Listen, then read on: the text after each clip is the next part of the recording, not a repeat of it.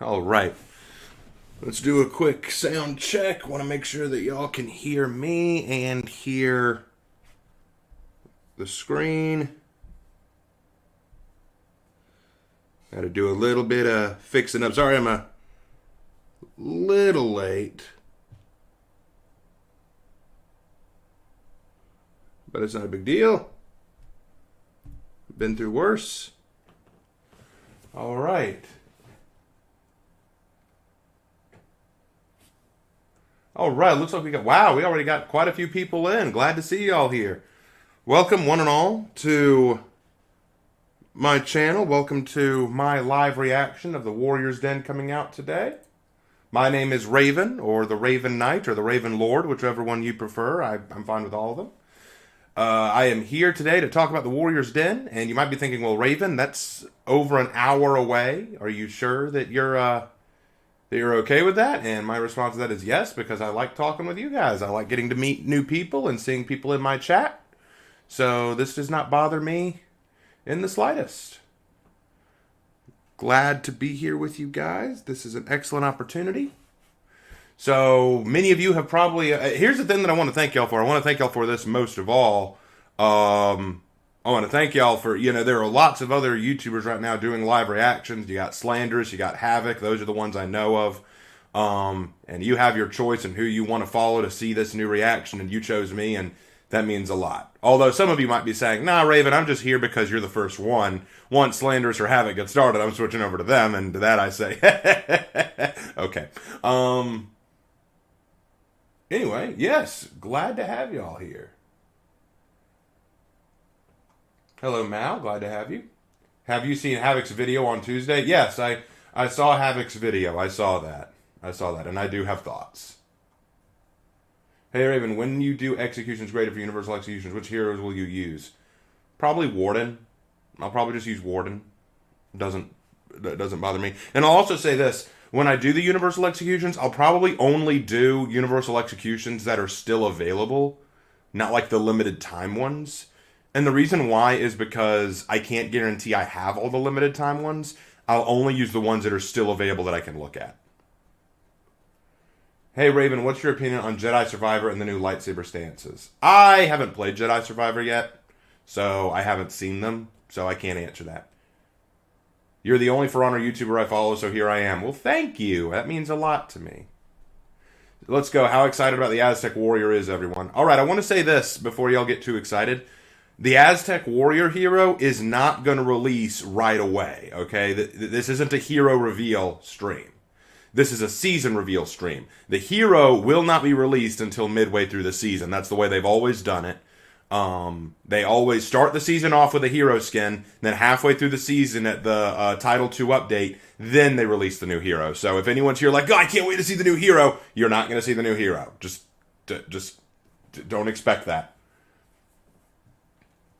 Let's see. I've been thinking while we're waiting, we can watch the Year 6 recap, then go on to wait for the stream to start. That's actually a good idea, and that would be a good way to test the audio on my thing. So let's go ahead and do that.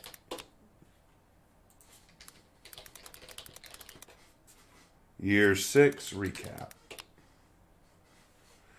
All right. Let me go ahead and pull this up. 1 second.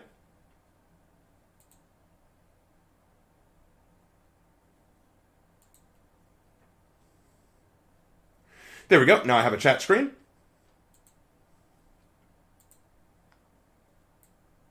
All right. Let me get this adjusted just a little bit. Good. Good. Much better. All right. So. Hi, Raven. Hope you're well. Thank you. Thank you. So, what we're going to do here is we're going to quickly watch the Year 6 recap. And we're going to just watch it real quick. This will test the audio on my end and on your end to make sure you can hear the screen well enough. And I'll tell you my thoughts on the Year 6 recap. How about that? So, let's go ahead and do this. All right. Let's do it. Let me know if y'all can't hear it, by the way. Finally, all is ready for another great banquet. Hopefully. After such a turbulent year, we all deserve some good food, wonderful music, and Feronia's most famous mock battles. Uh-huh. It always reminds me of the festival said to be held in the myth of Lord Ramiel. Lord All Ramiel? true wardens strive to match his greatness, though I would say no one has ever come as close as I. Indeed. The legend says that before the great cataclysm, there was a knight who fought to ensure peace for his people. He and his allies faced a terrible tyrant named Desfar, who saw himself above everyone else in the world. Indeed. As Ramiel's warriors lost hope in the war against the evil ruler, Lord Ramiel went deep into a forest. There lived a great wyvern and its kin, ancient guardians of an old shrine. The knight made a pact with the beast. By drinking its blood out of a sacred chalice, they formed a bond that could never break. As long as the creature lived, so would Ramiel. An interesting notion. Now an immortal being, Ramiel took the fight to Desfar. He beat the tyrant in a duel and finally brought peace to his land. For hundreds of years he watched over his people. In Wyverndale they would hold festivities to celebrate his victory and the creation of the Order of Wardens. Interesting. But on the last of those celebrations, a new enemy would arrive. One no one expected. An army clad in obsidian attacked Wyverndale. As giants destroyed the great cathedral, the Dark Warriors killed everyone in their path. Ramiel fought for as long as he could. When 3 metal spikes struck down the great wyvern, I've always wondered about this portion, like with the Obsidian Army and the Giants and stuff like that. Like, they reference these, but they're never mentioned again at all. So I've always kind of wondered what they're supposed to be. Clearly, they're supposed to be the Herald of the Cataclysm, but are they like demons? Are they another enemy army from far away? Like, I wonder who these guys are. he lost himself in pain and hatred. In a frenzy, he fought for 2 days without break. I can say a sentence, Mal. That's not a problem. What happened to him? Just that Wyverndale fell and never rose again. It is on us to make his dream become... I'll also say, what is up with these armors and like that sword right there? Look at the sword that guy's carrying. That is so weird. reality once more. And the best way to achieve that is finding strong allies. Allies like this Medjay at the last banquet. He fought honorably and swore an oath to serve the Alliance. The Medjay came to Heathmoor not so long ago. They were called upon by their leader, Neferka, a mysterious man. Some say he is 100 years old. Griffin once spoke with him, but the old codger wouldn't tell me much about their meeting. The Northerners seem to know most about his legend. They talk of a Jarl named Bolthorn. After the Cataclysm, this raider went to a faraway land we know as Egypt. He tried I like how they just find said, we know anything that as could help Egypt. Valkenheim to grow great and powerful once Let's more. just call it what it is. It's Egypt. In this desert, he found an old temple and went in. Oh, he went in? I thought he went Before around. He'd be killed by one of the countless traps. Neferka, the last descendant of a bloodline of kings called pharaohs, saved him and agreed to guide him through the ruin.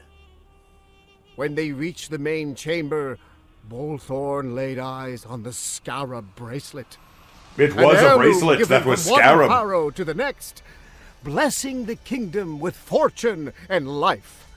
Neferka warned him not to touch it, and at first the raider agreed. Though the Medjay let Bolthorn go in peace and even gave him gifts to help the Vikings, the Jarl betrayed his trust and stole the bracelet. Of course he did. After the Viking returned home, he would quickly feel the consequences of that betrayal. The scarab bracelet cursed the people of Heathmoor. Sickness was in the air, food rotted, and the waters turned red and muddy. No, just say bloody. Come on. You can say blood. It's for honor. Sky, down on Bolthorn's fort. The raider himself became afflicted by a strange disease from wearing the bracelet. His skin creased and tore, and soon he turned mad. Neferka, who realized the relic was missing, went after Bolthorn and traveled to Valkenheim. There he fought and beat the cursed Jarl in combat and disenchanted the bracelet, causing it to lose its magic. Since then, he has remained in Heathmoor. Why he only shows himself again now and called upon his Medjay, no one really knows. Okay, this never made any sense to me. Okay, so in this lore recap, they're saying that he disenchanted the bracelet, so it no longer has any magical power. I got two questions. Number one, how did he do that? Like, how is he able to disenchant a artifact made by the gods? Because they said that it was he said that it was an artifact made by the gods. How did he disenchant it? Like, how did he do that? That's my first question. My second question is, why did he disenchant it? Why not just take it back? Why not just take it back to Egypt? You see, I brought this up in my Legends video about Timwa, my own Medjay character. Timwa basically asked the question, why don't we use this bracelet to save Egypt, to turn it around? If it's only meant for the Pharaoh, fine. You're the Pharaoh. Use it. Fix Egypt. Make it prosper again. You have this power. You have this relic. Use it. And it's never explained why he doesn't. It's never brought up. All we see here is that he showed up, beat Bolthorn, and disenchants the bracelet. And I'm like, okay, well, you disenchanted it. If his concern was like, okay, that's another problem I see with it. The bracelet was just sitting in a ruin somewhere. And now that it's, why doesn't he take it back to the ruin? No, he's got to disenchant it. Well, if you had the ability to disenchant it the whole time, why was it sitting in a ruin? Disenchant it already, and you don't even need to worry about it. Then you could say, all right, Bolthorn, you can have it. Let me just disenchant it real quick. Let me just remove its magical powers real quick, then you can take it. That's my problem with writing sometimes. The writer isn't terrible, but sometimes I do notice these huge plot holes, and I'm kind of like, why is this? We surely could have used him in the fight against Apollyon and the Blackstones back then. Many heroes of old would have been very helpful in these times, like the legendary samurai who lived in the mire long ago. Her name was Mako. Let me just say this about these designs. First of all, okay, look, Ariel Lupi is an incredible artist. She did excellent work drawing all this. But did they have to make the katana and the Odachi look exactly the same? You know that they're two different swords, right? I mean, they may look similar, but one is clearly longer than the other. And this guy's supposed to be an Orochi. That's supposed to be a Kensei. You can tell from the armor, if nothing else. So the handle should definitely be either longer here or shorter here. And also, can I just say, hello anime hair? That is such an anime hairstyle. Even right down to the scar over the nose. That is just so funny. I love that. Just even the scar over the nose. This is so anime inspired. Like, this is definitely an anime image. $4.99 from Apollyon. Long time no see. Good to see you, Apollyon. Glad you're here. And her brother, Moturi, were orphans who would always train and fight together growing up. Mako was a proud Kensei, and her brother was a mighty Orochi. But all their fighting experience was put to the test when an ancient enemy broke free from her prison. A creature, one the samurai called the Mother of Demons, crawled out of a cave that once was sealed by powerful magic. The Jorogumo, half beautiful woman and half terrifying spider, quickly unleashed her rage and fury. Civilians and samurai warriors alike fell victim to her hordes of yokai. When Moturi... God, I love this music. The music's so good. Mako swore to bring the fight to the creatures. Using a dagger capable of entrapping the spirits, she and the warriors of the Demon Guard fought their way Wait, through Demon hordes Guard? of undead samurai straight into the Jorogumo's lair. There she faced the mother of the yokai and killed her in battle. Even though she said... Slanderer says, dude, how do you start your stream an hour and a half before the den actually begins? I start a stream an hour and a half before it begins because I like chatting with my folks and making sure that all the audio and technical stuff works. So I just like to do it early. not only her brother, but all people of the Maya, she could not celebrate. Wielding the dagger let all yokai it trapped seep into the Kensei's soul. Knowing she could not hold them back for much longer, she let her siblings seal her and the dagger away in the cave the spirits broke out of. I was informed that this very I don't know, will dagger those had been rocks really stolen by hold her? Pirates. Likely the same thieves who took the Chalice of Immortality from the Wyvern. Oh, she's dead. Okay. My spies have also told me of terrible events in the East. Commander Ravier, this Mortimer's bit. second, also known as Lady Misery, had traveled to a land known as Arabia. Arabia. There, she pretended to Oh, be an an ally Arabian seeking Nights. an alliance. But as it turned out, she was there to steal an object called the Celestial Sphere. Some say it had magical properties that let one see visions of events yet to come. Alas, Ravier Thanks, Mal. destroyed the sphere after seeing the future of these lands. And if that is really the truth, I fear the Order of Horkos now knows something we do.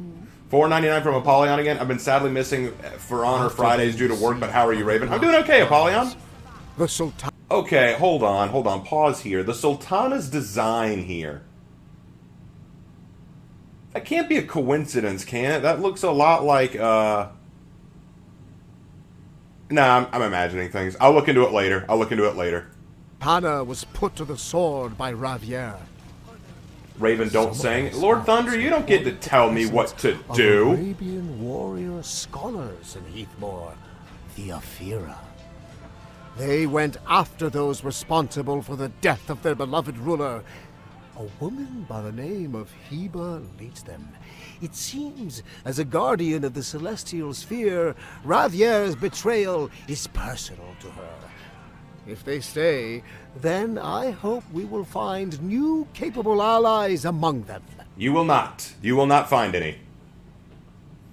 Warriors, I feel it in my bones. Dark times are ahead of us. We need to be wary. There is no more room for mistakes now. But we cannot succumb to hopelessness. Tomorrow we will celebrate and feast. It will be a glorious day. Yay! Banquet yet.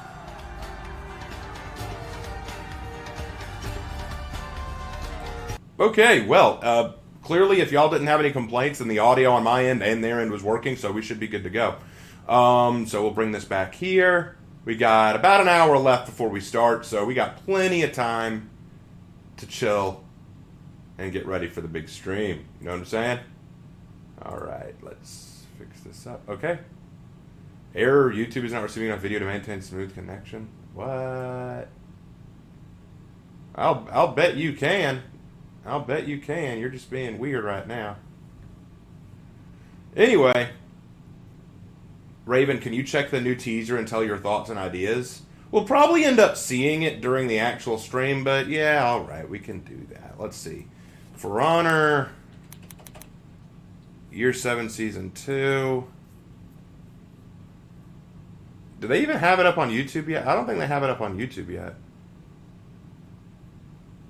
No, they don't. They don't have it up on YouTube yet. Don't worry, I'm sure we'll get to see it. Oh, there's Havoc's video. And he and I are I think we're of the same mind here. All right.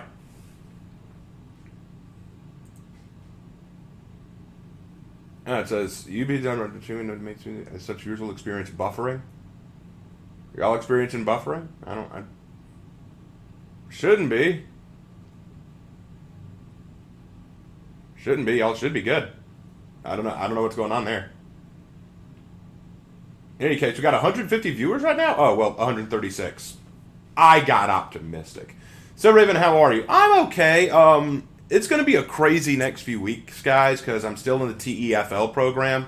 You know, working on becoming an English teacher for overseas.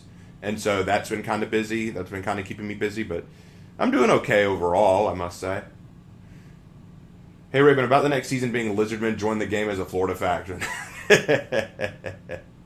On Medjai's story, when he said why they only come now and why no one knows, isn't that just lazy saying, shoot, forgot to with a reason? Let's just say it's... Yeah, that's usually a good... Whenever someone says, no one knows, they're either building suspense for a reason later, or they forgot to give a reason. It's kind of like that scene in Star Wars The Force Awakens, where Maz Kanata pulled out Luke's lightsaber, and when Han goes, where did you get that? She goes, good question, for another time, and then it's never explained. So... that's usually a lazy writing device, basically saying, we couldn't come up with a reason, so kindly don't think about it. Hold on, I got messages in Discord. Oh, just from Aaron. It's fine. I did see the end of Domini's speech raging at the end. Are we all ignoring how the Knights are not getting their third hero skin and the Wu Lin don't even have their first? Okay, so I can actually explain the reason for that. I can explain the reason. It's because the developers at Ubisoft, or for Honor specifically, want desperately to make the Knights the bad guys in everything they write. Because you'll notice that other than Ramiel, who was kind of a good guy, the other two Knight hero skins are bad guys. Ravier and whoever this new Warmonger is going to be. Because, and I'm going to talk about this definitely during the stream, but I've come to the realization that the developer team really hates the Knights. Like, there's some kind of hate that they have for the Knights, and even though they're giving them new hero skins, in the lore, they're just making them assholes in everything they do. Like, they're just making them the jerks and everything. I mean, have you noticed that? Like, let's think of... Actually, to be perfectly honest, I just think that they don't like Western culture. Here's the thing. Based on what we've... Okay, I'm going to go ahead and say this, and I know that y'all are sending me stuff in chat, and I'll look at it in a minute, but I want to say this for the record. This is something that I've noticed in their writing. I'm calling it the For Honor formula. This is the For Honor formula. The writers in For Honor have become very unoriginal and uncreative, because they've repeated the same storyline for 3 seasons now. Okay, here's how the formula works. The formula works like this. Start with For Honor hero from Heathmoor, specifically one of the Western culture variety, so that means either Knight or Viking. Have them go to another culture beyond Heathmoor and discover something of value. Have this person then steal or destroy said something of value. Then return to Heathmoor in celebration of the thing they stole or destroyed. Then warriors of that culture that they just visited get angry and then come to Heathmoor to get their revenge because they've been victimized by the mean Western warriors of Heathmoor. We did it with Bolthorn and Nefrica with the Scarab Bracelet. We've done it with Ravier and the Ephira. And now we're going to do it with this Warmonger Conquistador and whoever this Aztec hero is going to be, probably a Jaguar warrior. But they're doing the same thing each time, and I hope I'm wrong. I hope they're going to surprise me with the Aztec story, because there are ways you could do this. Because let's be clear, look, here's the thing that makes me laugh about this. Here's the thing that makes me laugh. People tried pointing out to me that this is just how civilization and history have gone. One culture interacts with another culture and conflict arises. And you're not wrong, that is the way a lot of history happens. But there are other ways to do it besides just, oh, we showed up and stole your shit, and now you're gonna get your revenge. What if it was a different way? Like, for example, I said this with the Ephira. The Middle East and the Muslim history, the Muslim Empire's history, had a lot of Islamic soldiers and countries invading other people. What if the Ephira invaded Heathmoor? I mentioned that. But what if, but they didn't do that, obviously. What if they did that here? Do you know what the Aztecs did? You know what they did to their neighbors? They treated their neighbor as sacrificial cattle. They treated their neighbors as sacrificial. You want to know how much every other Mesoamerican tribe and country hated the Aztecs? When Cortez showed up, they wanted to help him destroy the Aztecs. They were willing to loan him men, information, resources. They wanted the Aztecs gone. And why? Because the Aztecs sacrificed enemies daily. And not just enemies. What they basically did was they basically subjugated a bunch of less powerful tribes around them. Then when it was time to get some sacrifices, they sent their jaguar warriors into these countries, captured and dragged away anyone that they thought was good for the sacrifice, and then put them up on the altar and had them sacrificed. And this happened once a day at least. They were awful about it, and everyone hated them. The Aztecs were hated by the Mesoamericans. So what if the Aztecs came to Heathmore to look for sacrificial people? What if they came to Heathmore and said, hey, look, we've got some people we can sacrifice here. And so we open up the first season with people are going missing from Heathmore. People have started going missing. What's going on? Weird boats have been seen. Weird weapons have been sighted on the ground. Stuff that's not native here. So maybe the conquistador warmonger leads an expedition to find out what's going on and discovers the jaguar warriors and decides to do something about it. But in this case, no, that's not what it looks like. Based on the poem we heard and the way it's presented in the teaser trailer, it looks like, nope, what happened was the conquistador warmonger led an expedition from Horkos or the pirates to go to the Jaguar Warriors' realm to steal all their gold and come back with it, and they're all celebrating, and the Aztec Jaguars are saying, we shall reap vengeance! And I'm like, vengeance? Vengeance? You want to reap vengeance? First of all, question, how did they even steal your gold? What I hope is going to happen is the Aztecs let the warmonger steal the gold so that they could follow her back and then use that as an excuse to start reaping some slave or sacrifice opportunities.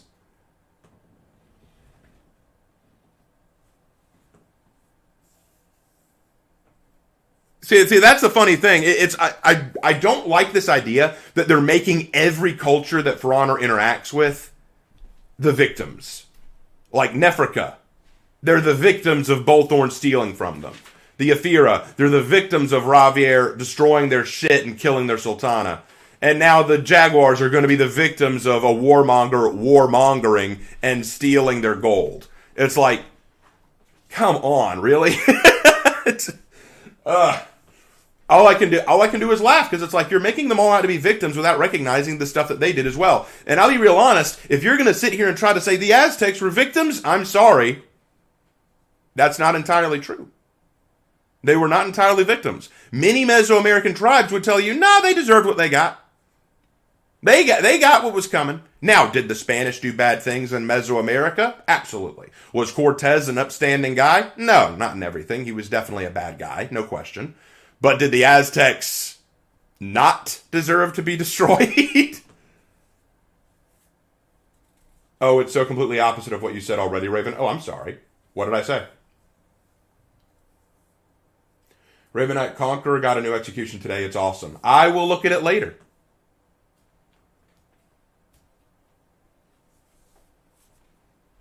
I will take a look at it later. To be fair to Ubi, it looks like they're using the Draconite in similar ways to smallpox and how it wiped out huge chunks of the Mesoamerican population, so it makes sense for Warmonger. Maybe, but smallpox didn't work that fast, and I wouldn't compare smallpox to Draconite. Slanderous, they deserved it. Slander up here with the base takes right here. Yeah, but another thing to consider about the smallpox thing, the smallpox was an inadvertent consequence of the two cultures' interaction. It's not like we purposely spread smallpox over to the Native Americans. Whereas, if we look at Draconite, that means the warmonger is actually being portrayed worse than actual conquistadors. Well, they have to, because they've got to make the Aztecs worse. And by the way, Lark is here, guys. He's going to be quiet for most of this because he's working on painting his miniatures. But he will be here to clarify a few things. But yes, he's exactly right. One thing to keep in mind is if you're going to compare the Draconite to the smallpox were an accident. We did not intend to deliver smallpox to the Mesoamericans. That was an accidental consequence. If the warmongers purposefully used Draconite to weaken the Aztecs, well, then that's not exactly the same thing. Well, I got to prepare my own stream. Have a good den, dude. Hey, Slanderous, good luck to you too, man. Have fun. Your whole explanation being the other around with Aztecs, pretty much they're doing the same thing again. Oh, I feel like they are. They 110% are. I'm sorry, but human sacrifices must stop. Exactly. Where did Lark come from? Oh, he was in the other room. I hope they don't try to be sympathetic to Aztecs. They're badass because they were incredibly violent and warlike. You'd think... And that's actually a great point, Alex. That's a great point. Why is it that you want to tell... I pointed this out with Aethera, too. Why do you want us to feel bad for all these poor victimized Arabians, all these poor victimized Muslims, all these poor victimized Aztecs, these poor things who just don't stand a chance? Do you want us to see them as poor, pitiful victims, or do you want us to see them as warriors? Because I'm going to be real honest with you guys. I'm going to be real honest with you real quick. You ready for this? Of all the heroes that they brought to For Honor, the Aztecs, I think, are the worst in terms of historical usability. The Aztecs are a Stone Age warrior people. They are not even close in terms of battlefield capability as even the shinobi. Okay? When I look at like the other warriors in For Honor and I look at an Aztec Jaguar, I think the Aztec Jaguar is bringing an interesting aesthetic. They're bringing an interesting look. They're bringing a fascinating culture. But in terms of warrior capability, in terms of technology, in terms of weapon and armor capabilities, they don't hold a candle. Now, am I interested to see what they'll do? Yes. I am very interested to see what they'll do. Hey, they made Shaolin and Shinobi viable. They made Pirate viable. They made Medjai viable, and I didn't think he'd be good. But now we're dealing with a Stone Age warrior. I'm very interested to see what they do. Even Medjai's an Iron Age warrior. But Aztec Jaguars are Stone Age. So this is going to be very interesting. But the issue is, they're probably going to build it up like, oh, they're actually ancient, powerful warriors with this deep culture. Okay, great. How did they lose their gold? We don't need to get into that. Yeah, exactly. It's like, if they're these really awesome kick-ass warriors, how did they get their gold stolen? You know, it's kind of funny. With Nefrika and the Scarab bracelet, I could kind of buy it because Nefrika and Bolthorn became friends, and they made an agreement, hey, I'll help you through these ruins if you don't touch the Scarab bracelet, and then Bolthorn lied to him and stole it. I could kind of get behind that because Nefrika was lied to. Okay, there was some stuff there. But then with the Aethera one, Ravier lies and says, I'm actually a peace emissary, which I think is ridiculous because we hear in the lore that the Aethera and Arabia are very well aware of Heathmore. They know what Heathmore's like. They can look into the future and see what's going on there. And they honestly think, oh yeah, you're totally peaceful. You come from that place where war is everything and you represent Horkos, an organization that believes in war at all costs. Of course you're a peace emissary. Sure, you're here to broker peace and alliances. Of course you are. So that's just them being stupid. But then even if you bought into that and they kill the Sultan, how did you let her get away? You're the Aethera. You're supposed to be these cool, badass warrior women. You let them get away? Oh, but they're poor victims. They were mistreated and hurt. Yeah, but now you want us to think that they're awesome warriors who even beat Ravier. Really? And it's the same thing here.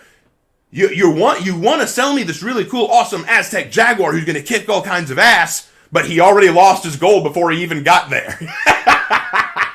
It's just, it's terrible. I can't wait for the leprechaun here to come out so he can chase back his pot of gold. Exactly. Lark, can I ask you a favor? What do you need? Could you grab me a Gatorade bottle, please? Yeah, sure. I'm thirsty. And since you're over there, I'd appreciate It it. might have paint on it. All of that gold is worth one illustrious outfit. Now we know that's why Warmonger stole the gold. She needed to get it to afford the dang conquistador drip.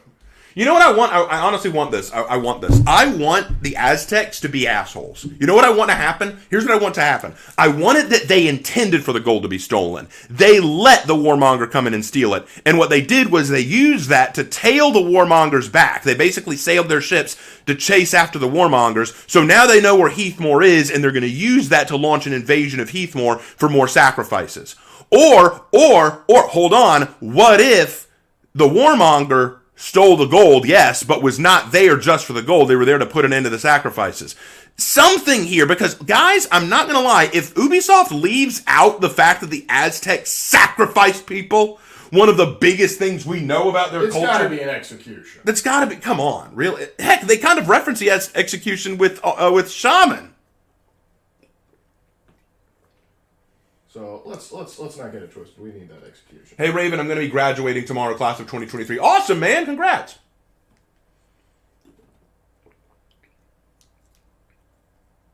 But now someone's asking in the chat, what weapon do I think the Aztec Jaguars will use? My best guess is going to be a macuito. I think they're going to use a macuito. And if any of you don't know what a macuito is, hold on, I'll find you a picture. It's an Aztec sword club. Basically, but let me find them a picture. They deserve to see a picture. I'm sure I'm misspelling this. Yeah, there we go, macuito. We'll keep in mind, we're kind of forcing it into the Latin alphabet, so... So, this is a macuito. They could be much longer than this or much shorter than this, it depends. But the idea is that what a macuito is it's basically a sword club. That's essentially what it is. And how did it work? Well, basically what it was... obsidian chainsaw. Right. In the Mesoamerican areas at the time, there were lots of volcanoes. And when you have volcanoes, you'll usually get volcanic rock or volcanic glass. And black volcanic glass is called obsidian.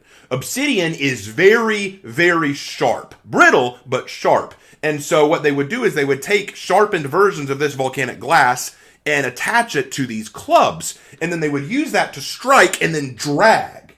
So basically strike and drag, and the obsidian would do nasty cuts along the limbs and body. So what the Jaguar warriors would do was that when they were going out looking for sacrifices, they'd run over, hit an enemy in the arm or leg with one of these, and then they're bleeding out real bad. They're still alive, but they're bleeding out real bad. They're not running anywhere, and so they can be more easily dragged back for sacrifices. Because that's the thing about the Jaguar warriors. In the usual sense, usually, they did not want to kill. Because the Jaguar warriors' primary function was to take back for sacrifices. That was their primary motivation. Now, could they kill? Yes, they could. They could kill. But usually, they didn't want to kill. In fact, that was one of the things that hurt them in their fight with the conquistadors. When they would defeat a conquistador, they didn't want him dead. They wanted to tie him up and drag him back to sacrifice. And while he's fighting a struggling conquistador, another one walks up with a boom boom stick and says, "Sorry, son, no sacrifice." The arquebus says the sacrifice will stop. I'm seeing a bleed effect for the weapon. Yeah, that's what I'm betting. I'm willing to bet this guy's going to be a bleed-heavy person. And before anyone asks me, do I think that he's going to be male or female gender-locked, I'm putting my money on male. I'm putting my money on male gender-locked. Because we just had a female hero last time in Ephira, so I'm going to bet it's male this time. But let me say this. Do y'all realize what this means? Hold on, let me explain it to you. What are the two things that the For Honor community's been begging for, particularly the Vikings? We need a new Viking hero. Where are the Viking heroes? You don't care about the Vikings. We need a new hero. That's the first one. The second thing they complain about is, why is everything gender locked? I don't want a female pirate. I don't want a female Muslim warrior. I don't want a female... They don't want those. Okay. Do you realize what's happening now? We're finally getting our Viking hero coming up. The Viking hero's coming. So yay, except, wait, if they follow the same pattern they have been, and this Aztec hero coming up is going to be male, that means that the Viking hero that they've been waiting for so long for coming in Season 4 is going to be female. I think their heads will explode, because they won't know how to feel. What? We got our Viking hero, but she's a girl! Ah! Is she cute, though? And all I'm going to say is, she hot, though. If she looks good, all's forgiven. Raven, the way you describe Jaguar warriors, they sound like a misunderstood, wholesome bunch. Oh, totally. You know, they have, they're just really great guys all around. Great with kids. Didn't the conquistadors use their own kind of Zweihander? It went by a different name. Mostly they would use, like, rapiers. But I don't know if they use Zweihanders. Their big thing was the Espada Ropero, which was a type of sword. Well, the Espada Ropero wasn't a Zweihander. I know, but I'm not saying... I'm trying to remember what weapons these... Their big claims to fame, particularly when they got over to the New World, were arquebuses, other hand cannons and the like. They also would use halberds and pike and shot. That's what I don't know if they use Zweihander. That wouldn't work very well in a jungle. I wouldn't put it past them to have it, but I wouldn't expect that to be their primary weapon. Hey, Raven, what if the new hero was a Tlaxcalan? Oh, what? I'm not familiar with that term. I'll look into it. Raven, what do you think about the advancement of gunpowder in the For Honor lore? Why does Pirate have a pistol with Ming Dynasty-inspired Zon Who's is not using firearms similar? I don't know. I don't know how they're going to justify that. Everybody hated the Aztecs. They were all too eager to help the conquistadors. I'm Mexican. It's part of my heritage. Yeah, no, agreed. The new Viking hero will be a 8-foot tall shaman. That'd be funny. Woo. Threaten me with a good time. No, that's a good point, King Harlaus. Like, the amount of cosmetic potential in an Aztec hero is unmeasurable. You were exactly right. Let me say this. Even though I think the Aztecs were assholes, the Aztec assholes. Like, put that on a shirt. Write that down. Put that on a shirt. But I do think their culture's fascinating. Their art, their culture, even their religion is all fascinating. Effed up, but fascinating. I think it's really funny. I think too many people watched the DreamWorks movie Road to El Dorado and just assumed that the Aztecs we saw in that were just exactly how the Aztecs were. Like, just the priests, like the sacrificing, everyone else was super chill.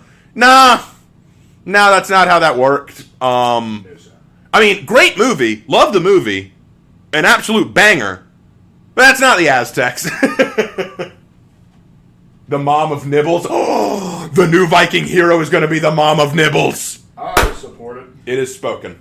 Raven Knight. Tlaxcalan were a tribe under the Aztecs' control. Some did help the Aztecs fight the Spanish, but most helped the conquistadors. Okay, that would be cool. My only problem is they're not as famous as the Aztecs, so I'm willing to bet they'll just go with the Aztecs. Bad people, amazing art. Very, very good point. What's the difference between the Aztecs and the Mayans? The two different tribes, the Mayans and the Aztecs were two totally different tribes. Also, the Mayans were like, think of the Greeks during the classical Greek period, how there were like a bunch of different kingdoms and city-states. That's how the Mayan territory was. It wasn't like one collective of country. It was multiple city-states playing off each other, trading with each other, that sort of thing. Just looked it up. They did have a great sword. It was called a montante. Okay. Hey, Raven, just looked up the death whistle sounds. It was terrifying to hear. Yeah. Oh, yeah.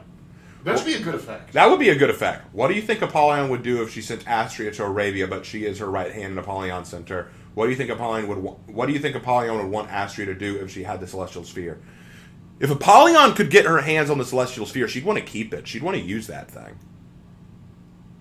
From the developer of Nibbles, we bring you Munchies. Actually, wasn't Munchies the name of that Tyranid pop girl? Like, remember from 40K Pop Idol? Munchie, yeah. That was, I think the Tyranid representative's name was Munchie. Even the Aztec and El Dorado were about to do some devious to the cute girl in the beginning of the film. Yeah, they were going to kill Chell. Why you gotta kill Chell? Do y'all remember the scene where Zekel Khan walked in on Tulio getting some head from Chell? I know that they covered it up, but you saw where her head was when it popped up in surprise, and you saw Tulio's face. I was kind of like, "Well, they see if they see this. Is this a children's film?" Yeah, he said, "Lucky God." I'm like, I mean, what? See that girl.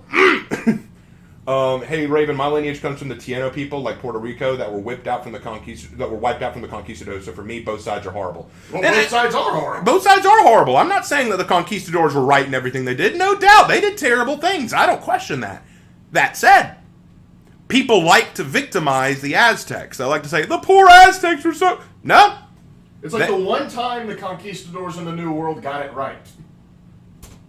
It's believed that surrounding tribes and possibly the Aztecs are descendants of the Mayans. Probably closely related. They're probably related. I don't know if they're There's descendants. similarities in the religion, but they took the human sacrifice thing to a whole new level, because the Mayans would only sacrifice people, like, occasionally. Like, maybe once a month, and typically they would try and get, like, a high-ranking chieftain. Over the stars are not in position for this tribute. It's like he said, stars, can't do it. Not today. I love that movie. It was just so much fun. Oh, God. Hello, stream started yet? Let me check. I don't think it's time yet. No, we still got 30 minutes. Y'all. Mm-hmm. We'll get there. Yeah, the Aztecs sound like great neighbors, for sure. Don't you think there's a chance the next Viking hero will be male as well? Kyoshin did come out after Griffin. I mean, if we consider Kyoshin as a male. Well, then Kyoshin's a male? What? Kyoshin's a male? No, I'm kidding. There is a possibility, and if that's the case, then that means that the Aztec warrior will be female, because they always go in that like to do bounce. The problem is, the reason I think it's going to be male is in the teaser trailer, the narrator is male, and the narrator sounds like an Aztec. Good versus evil is boring. Evil versus evil is interesting. I think the problem is good versus evil has been done to death now, and it's always very repetitive. I think the problem is, like, good versus evil. Like, they don't know how to do good versus evil properly. Right. It's like, good should have something like good should have a little bit of a weight to it as well, other than Right. just we're the squishy and lovable and just we're gonna resist the big bad evil guy. Right. Like, Hey, Raven, out of curiosity, how do you feel about the Chimera lore? Okay, here's my thought, and I'll probably do a video on this. Though it's not official, I'm going to go ahead and just say Horkos won, okay? Because in the lore recently with the Chimera Banquet, the final, like, special event order that came out was basically Daubeny announcing that they were done with the banquets. They were never going to do it again because there's just nothing to celebrate. And what that's a sign of is that Chimera's kind of lost their will to fight. Chimera's kind of lost their edge to fight. Meanwhile, Horkos is out here making inquisitions, stealing from Arabia, and now apparently invading the Aztec territory. Horkos is making big strides, whereas Chimera can't even get up enough energy to celebrate. Horkos has won. Even if they haven't won officially, when you've broken the other party's spirit, you've basically won. No culture is truly blameless. Oh, of that we're in full agreement. Yeah. I think Jordan Peterson said it best. Every culture has something to be proud of and something to be ashamed of. Some cultures have more things to be proud of than ashamed, and some cultures have more things to be ashamed of than proud. Every culture has this. We can all look at our culture and say, hey, this is something we did good, and others can say, hey, this is something we did bad. To look at the conquistadors and just say, oh, they did everything good is not true. But to also say they did everything bad is not true. The same is true with the Aztecs. But the problem is, in today's lexicon, in today's political position, everyone likes to say, this is our victimized group right here. These are our diversity boys and girls over here. They must have done everything right. They did everything right. They were victimized and mistreated, and they're so weak and pitiful. But at the same time, they're also amazing and awesome. Don't question it. These guys, the Western white dudes from Europe, are the evil bad guys who do everything wrong and oppress other people, and it's amazing that their uneducated lot managed to build their way out of the mud, and yet they're also evil warmongering dictators who just destroy everything. Don't question it. And that's the problem I have.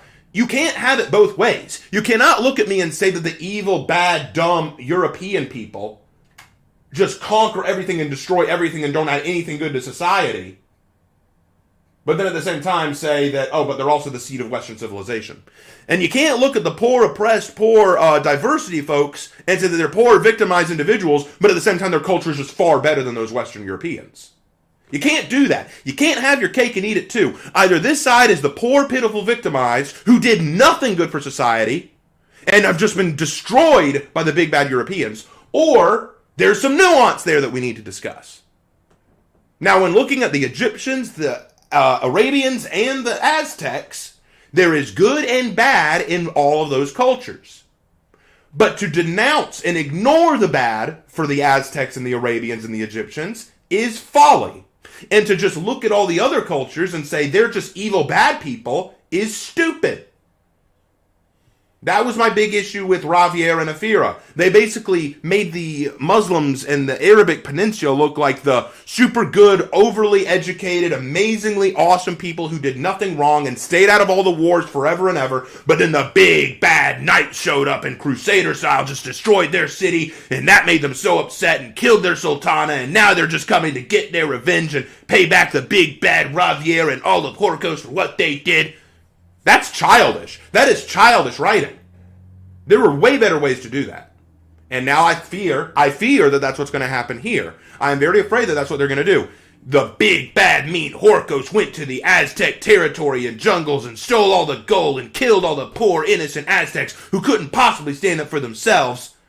But now the Aztecs who feel victimized are going to go and beat up the mean old Horkos because of all they did, and they're going to prove that they're really tough and shouldn't be looked down upon. Which is it? If they're so tough that they shouldn't be looked down upon, how the heck did Horkos beat them in the first place?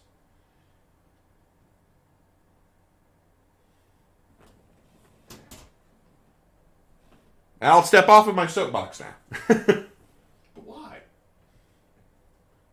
Being on the soapbox is fun. Little did the Aztecs realize their real enemy wasn't the conquistadors. It was the sun! Of course! Of course! Anyway. So the original four factions are the bad guys now. No. The original four factions are not all the bad guys. Just the knights. The knights are the bad guys. The Vikings have their bad moments. But the samurai and the Wulin are totally fine. Well, listen, the Vikings, have always historically gotten a pass. Like, remember, how did the story campaign start? The Vikings were raiding into Ashfeld, but that's fine. Only when the knights burn their food supply are suddenly we the bad guys. And remember, the Blackstone Legion was able to convince Ashfeld to invade into Valkenheim because of all the constant raids. Yeah, let's look at it this way. Ubisoft has always been kind of apologetic to the Vikings. Just look at Assassin's Creed Valhalla. Vikings don't kill innocents. Right! Ignore every historical article and historian who argues to the contrary. Raven, there's something you forgot. The Aphira killed like 3 Black Pliers and then decided, yeah, we completed our mission and didn't pursue Ravier. Yeah. No, what happened? You forgot something too. The leader of the Aphira actually knocked the mask off of Ravier and had her at her mercy, but when she looked into Ravier's face, she felt pity and let Ravier go. You forgot that part. I remember that part. Yeah, killed our head of state, but nah, I feel bad now. Hey, I want to know, how do you come up with the names of the places in your characters' legends? Sometimes they just come to me, honestly. Other times they're inspired by other stuff. But yeah, so basically the way they've looked at it is now the knights are just the de facto bad guys. And want proof? All right, let's do this. Who are the primary bad guys of the game? The Horkos guys. And who is their primary fighter? Warmongers? Yeah, that tells you something. And who were the bad guys in the campaign? The Blackstone Legion? Oh, what were they? Knights? Oh, okay. All right. And of all the hero skins, 3 knight hero skins. It's pretty cool. How many of them are good? Ramiel. Oh, and the other 2? Villains.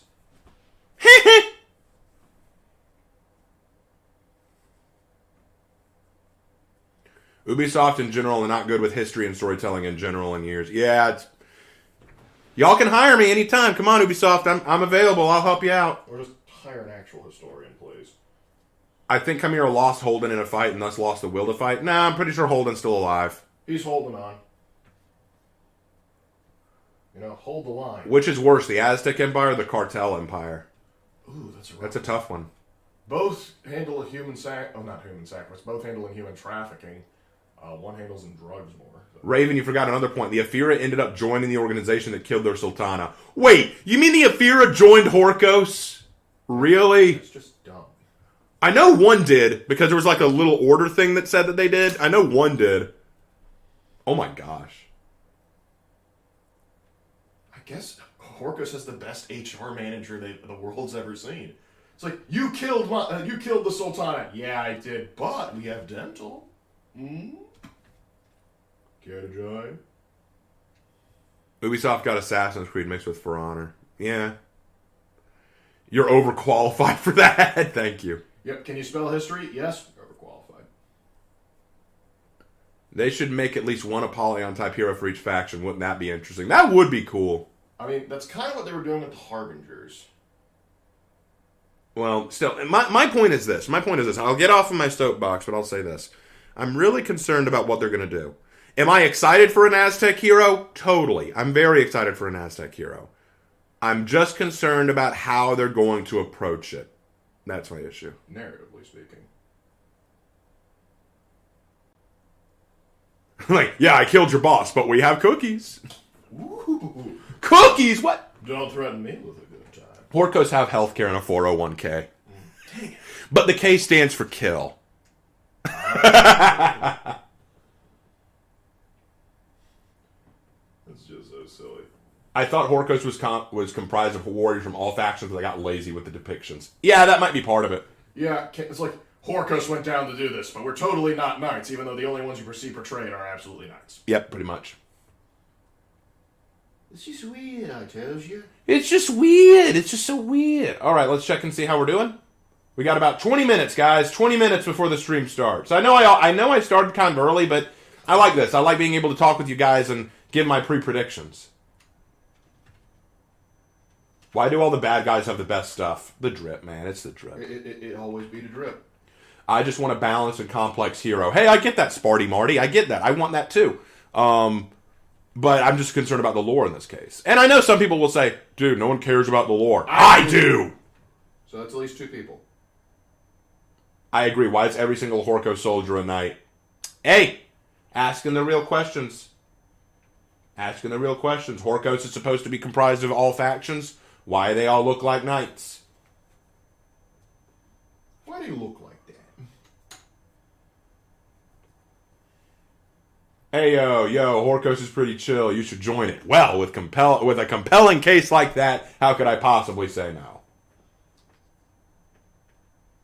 Raven, do you think Daubeny would be more important in the lore considering recent developments? Probably not.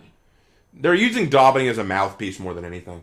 Raven, I'd imagine the hero skin is actually for Warden. Dun dun dun! That would be cool, except for the fact that they already have a Warden hero skin, and I highly doubt they'd go ahead and give another this recently. Yeah, however, it's like, oh, you wanted a Warden rework? Well, guess what, buddy? Here's a hero skin. I'm like, oh.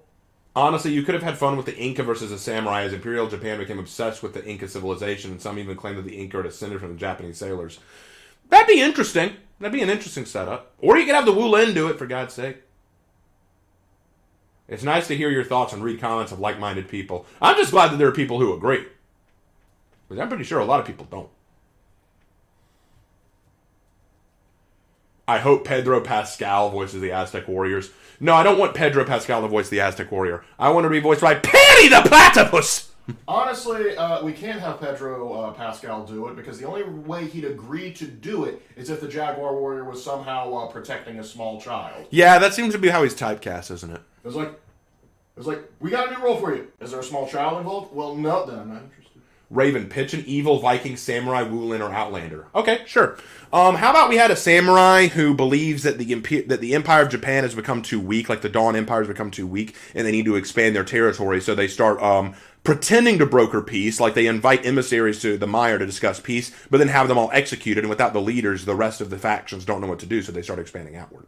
For the Wu Lin, that one's pretty easy. I've already created an evil Wu Lin leader. He's basically the acting emperor of the Wu Lin, and I wrote a whole story about how he betrayed his best and brightest, so there's that already out of the way. And then with the Viking, make Bolthorn evil. I mean, he already is kind of set up that way. That would have been easy enough to do, but if you wanted to add another one, how about you have a Jarl who wants to just invade all of Valga? You know what? Have a Jormungandr, right? A Jormungandr leader who decides that it's time to start Ragnarok, and they just start a whole FU campaign across all of Heathmore. We could do that. All bad guys have their stories. Where do you think it's going to lead? Hey, Raven, what atrocities do you think the Vikings suffer? Do you mean like in the game, in the lore? Or do you mean historically? That's two different things. What happened with the Wu Lin? Weren't they originally invaders? They were and are, but no one cares about the Wu Lin. That's the problem. When the Wu Lin were introduced in Marching Fire, the community came out hard against them, so any plans that Ubisoft had with the Wu Lin, they quickly trashed. Like, you'll notice that they've only released one other hero for the Wu Lin, the Zan Hu. They haven't released any others. Even though Pirate technically should have been part of it. Pirate should have been one, but no.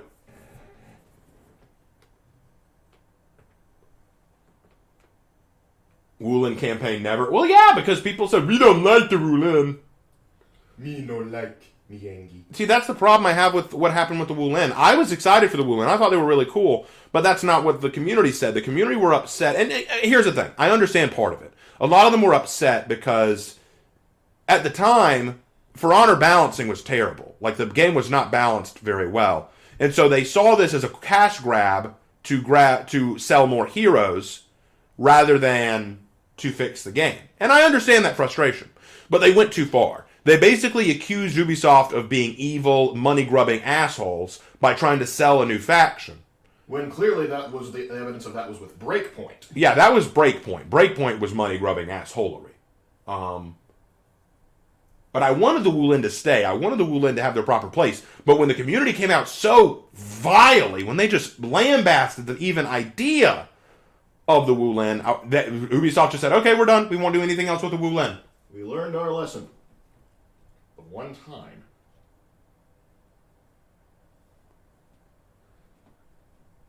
Still is an unbalanced mess, Raven Knight.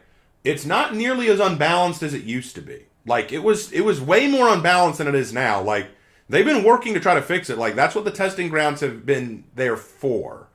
In fact, many would argue that it's far more balanced than it ever was. Is it still unbalanced? Yeah, it is, but it's better than it was. Indubitably. People said that the Wulin were racist as well. Why? Because they're Chinese? What's wrong with that? Is it possible that we're getting a male warmonger? Ramiel fought one, and the recent trailer feels as if the skin is a male. I doubt it, because to do that they'd have to buy a they'd have to purchase the skills of a male voice actor, and I don't know if they'd want to give that money. Yeah. Or they'll just pitch it differently. Butterfly swords and Sundus, even unarmed fighting would be interesting for a Wulin. How about just a Xi'an sword? How about a gentleman's sword? I'd go for that. Or that cool claw. When does the den actually start? The den starts in 15 minutes. The den starts in 15 minutes. I remember that Shugoki used to have an insta-kill. Yes, they did. It used to be that a Shugoki was at dangerous health levels and they did a back-breaking hug. They would insta-kill you and get their health back. Yeah, the game is way more unbalanced than it is now. Have you seen the new Conquer execution? No, I have not. But one day. I want a Lu Bu inspired hero. That'd be cool. Wouldn't Warmonger be German? I think they're inspired by the Landsknecht. Hey, Raven, what atrocities do you think the Vikings suffer in-game? Oh, I have no idea. I'm very interested. Imagine anytime somebody touches Valkenheim, they probably burn shit in retribution. I want a Mongolian Wulin. That'd be cool. Korean would be cool, too. Hoping for some more Samurai and Wulin hero skins in the next year. Hey, here's hoping. Yes. One can hope. Well, hey, what do you think about an Oni outfit like DBD? For Shugoki? That'd be sick.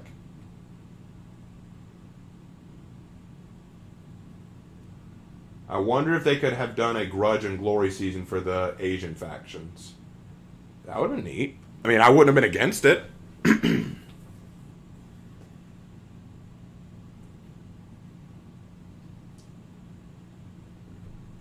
Well, Warmonger is clearly Spanish if they're invading the Aztecs. Checkmate.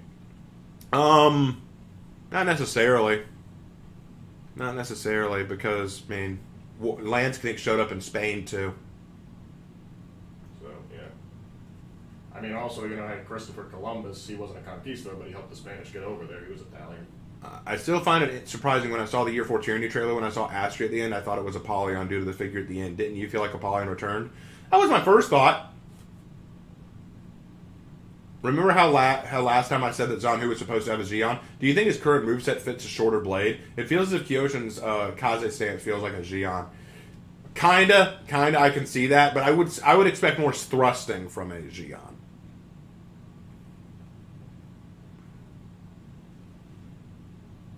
Watch the movie Apocalypto, and you should be beyond hype for this warrior. My favorite movie coming into a game where I can kill other factions. Sign me the F up, prepare to be sacrificed.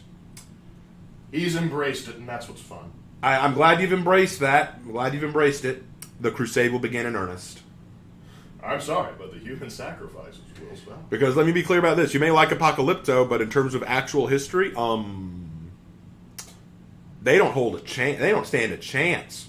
Well, also the interesting thing about Apocalypto is that was actually the Mayans. Yep. But there probably will be some Apocalypto references there. Oh, I have no doubt.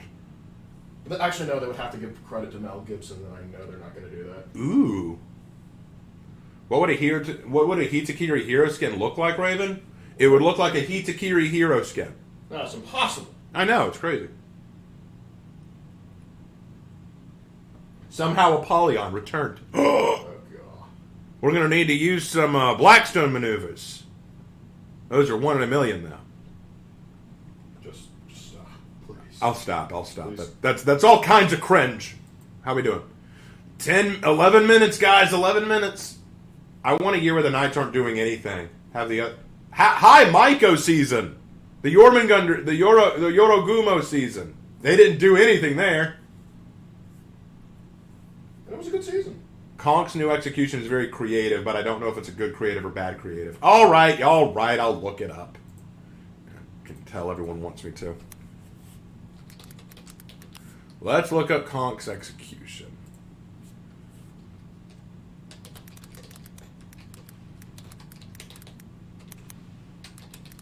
Let's take a look. We got a little bit of time. Let's take a look at this.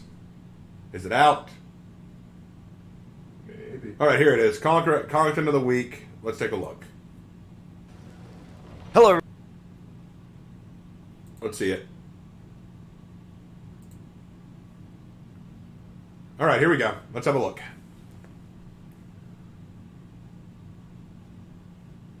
What the hell? What the hell did they just do? Do that again? Are you stupid? Don't answer that. Wow. Yeah, that was dumb. That was dumb. Oh my gosh. Wow, that was dumb. I'm impressed by the dumbness. Wow. I'm actually speechless. I don't even know what to say. I don't even know. Okay, so let me get this straight. Conqueror rams the handle of his flail into their gut, and the enemy grabs it and holds it for them. Why they do that, I don't know. I don't understand why anyone would grab the weapon that was just shoved into them. That doesn't make any sense. Yes. And then Conqueror's shield bashes the flail's head up into their head, and it gets stuck there. That's not how that works. Okay. Wow. I mean, it's funny. I'll give it that. It's funny. But, man, that's going to lose some realism points.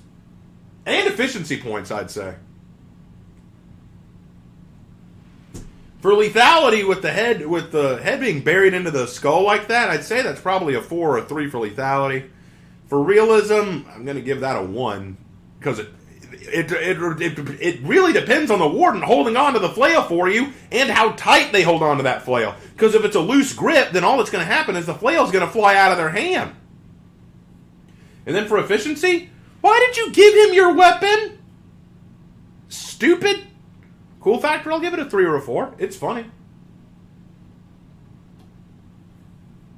Not as bad as Orochi's new one, though. Oh, Orochi's... I'm not going to be nice to Orochi on that one. Oh, that reminds me. With Conqueror's new execution out, that means all 6 Hero Fest executions are now out, which means that I can now grade all of them. Cool.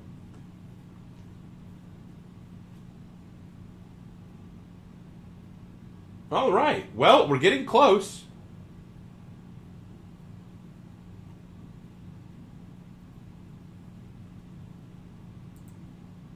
Seven minutes, guys. 7 minutes. All right. Since we're getting 7 minutes. 7 minutes. Yes, 7 minutes. 7 minutes is all I can spend to play with them. I'm going in now. No, Jeremiah, don't. Ah. Works every day. Yep. Anyway. All right, so we're going to go ahead and get this set up. All right, so what we're going to do, guys, is when the stream starts, I'm going to keep it like this on kind of a... so we can visibly see the screen, because I want to make sure that chat, y'all can hear them and hear me, because we always have that audio issue. So I want to make sure that everyone can hear everyone. Once we're sure of that, then I'll increase the screen size, okay?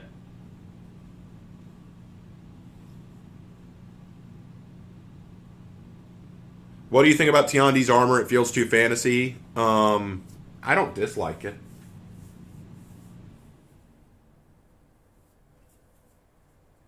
Wait, really? I actually thought Orochi's was kind of slick. I like the knocking of the teeth out, but I don't like the way it decapitates. That's the issue. I kind of want the DVD event again, but with the Night Killer this time. Yes! That'd be excellent. Raven Knight, the British are coming. 1 if by land, 2 if by sea. The Redcoats are coming. The Redcoats are coming. Remember, Raven, we must grade JC. Hey, my boy JC. I love JC, man. Honoring my ancestors in this toxic sword game. Hey, whatever works. Shinobi should get a historical ninja look. Do you agree, Raven? I mean, what would that look be? I would argue that Shinobi could disguise themselves, you know? Shinobi just comes in walking as a knight. Hello, it is I, the Horkos guy. Like, imagine a Shinobi walking in dressed as a peacekeeper. Aztecs in video games never go wrong. Come on, son. Is Kotal Khan an Aztec? Kotal Khan is based off of Aztecs. Mm-hmm. Oh, I got 5. I think those are pounds. From Filthy Fergus. Apocalypto was made by Mel Gibson. That's bad enough. Hey! That is pound, and honestly, it's a good movie, but it's just not accurate. Yeah. JC needs another sacrifice. Hey.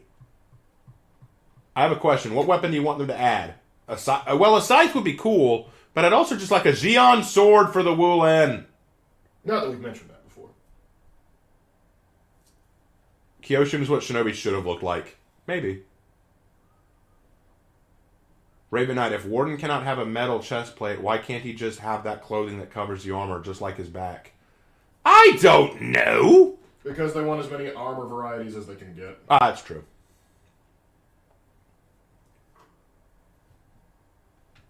Kotal Khan was also stupid. Oh, he was stupid. Very naive. I like his wife, though. Oh, he has a very hot girlfriend. Jade is very hot. We just want to make sure we establish that. Oh, give Mortal Kombat credit. They usually design women pretty well. Except for D'Vorah. D'Vorah is kind of scary. That's a woman? I thought it was like a sentient bug goo mass. Yes. Okay. I feel like Mel Gibson makes cool movies, but has a problem being historically accurate. I think Mel Gibson makes good movies sometimes, but he's an interesting character. He's an interesting fella. Well, thing is, yeah, he captures sort of like the popular imagination of the historical era, at least the 90s. They probably didn't add a Xion because they thought it would be too easy. Oh, right, too easy. That's why they added a long sword. How many katanas do we have? They shouldn't have added a katana to the samurai. That would have been too obvious. Because, let's see, we have 1 katana, 2 katana, 3 katana heroes. Are you excited for Mortal Kombat 1? No, Mortal Kombat's not really my thing. I played Mortal Kombat 11 because I was asked to, and I did enjoy some of it, but I've never been a big fan of those 2D fighting style games, like those platformer games. Never liked them very much. I'm not good at them. That's okay. Also, I forgot. Hello, Lark. We do notice you. Much love. Oh, well, hello there. No simps over that bug woman. Please tell me there's no one evil enough to have fallen for that thing. Can you practice with katana the same way you practice with long swords? No, I would not. Katana are used differently. They built different. Hope we get to hear some great wholesome JC jokes because JC stands for just cholesterol. Oof. And this is how we get banned from movies. This is how we get into trouble. Raven, for the Aztec hero, do you think they will have some type of blood feed or passive like Shaman? I'd be surprised if they didn't. Raven, do you think that the Eastern Roman Empire is located in Ashfeld? I mean, that'd be cool. I mean, probably. Why is Warden's longsword so heavy? Because I'm sure that longsword is not supposed to be that heavy. It's not. Most longswords aren't that heavy, but For Honor wants to be fantasy. Melina is better. Melina's scary. Melina's got a scary mouth.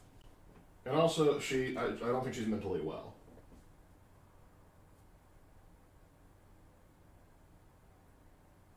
Cholesterol Prime.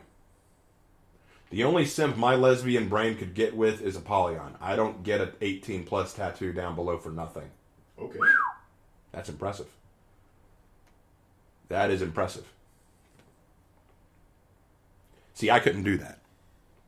No, we made a promise. I mean, I don't even have a lesbian brain. So, I mean, unless I'm a guy and I'm interested in women. Does that count? Yeah.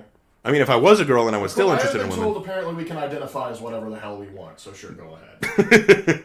I am a lesbian who happens to be a man. Allegedly. I don't know. I don't know how that works. I wasn't given the brochure. They never told me nothing. No one ever tells me anything. Opinion on Kyoshin? I don't like it. I like it. Kyoshin should have a Tengu skin. Probably. Have they announced what the season is about? Yes, it's about the Aztecs. The Aztec. The 18+ Apollyon tattoo was $350. Man, that's impressive. That's cool though. Glad you could get that. But it's 18+, so it's a little questionable. But it's legal. Now Raven will be drawn as a lesbian. Yeah, I don't know about that. Hannah probably wouldn't do that. Hannah probably wouldn't do that. Hannah has Jay won't do that. Jay won't do that for sure, but Hannah, I don't think she would. I don't even think Hannah's here. Hannah, Jay, and Aaron are probably all at work right now, so they can't join us. And I'm taking care of. What a shame. F and chat for my friends. F and chat for Hannah, Jay, and Raven. And not Hannah, Jay, and Raven. Hannah, Jay, and Aaron. Sorry.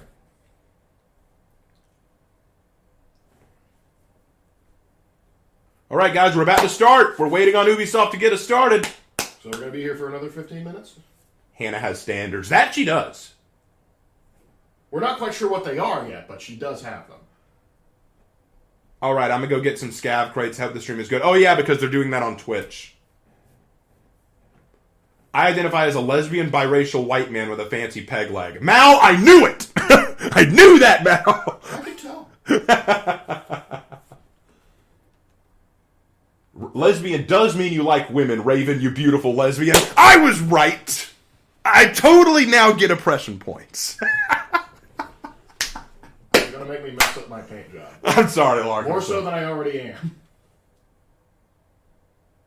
Hey, Raven, what's happening? Everything's happening, man. And nothing is happening at the same time. We are currently in the process of converting oxygen into carbon dioxide. All right. Am ready for the JC jokes, as you should be. Hey, Raven, not gonna get a ooh yeah. No. Oh, sorry. Oh, and also someone asked me to say this earlier, and I didn't. Blood for the blood god! Whoa, whoa. Wow, that started all of a sudden. Okay. Oh, I like the music. Music's pretty cool.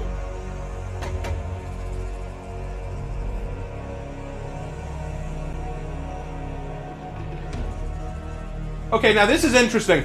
The Shugoki, Berserker, and Lawbringer. There's gotta be... I've heard that... Okay, according to Havoc. Havoc said this in his video. Lawbringer's coming back to testing grounds. But what's Berserker and Shugoki doing? What are they doing? What the Shugoki do? What the Shugoki doing? Alright, so how's the voice thing, guys? Y'all can hear me and the stream okay?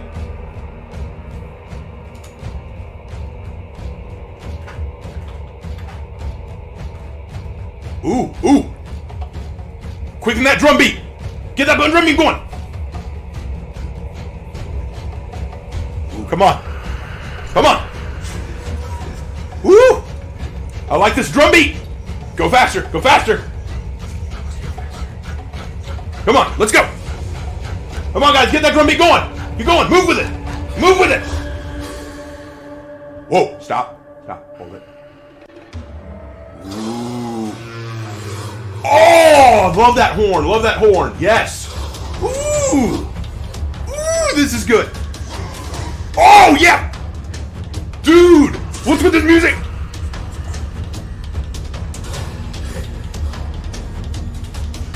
Holy crap, I love it.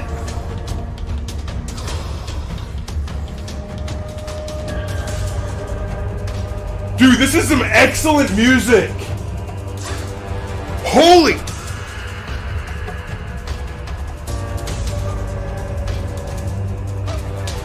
Okay, this is sick. This is so good. Lark, come here, Lark. I'm wearing my headphones so Lark can't hear it. Lark, you need to hear this. Here, put on my headphones. Listen to this.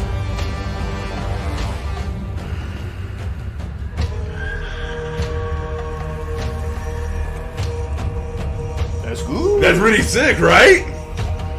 I do enjoy me. Dude, I love that. I love that. Dude, okay, say what you want about the gameplay of Ubisoft, the music is baller.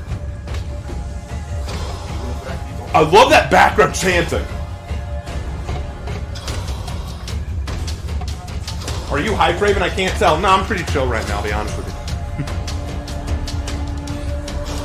Die, scum! No prisoners for the Emperor! Ah!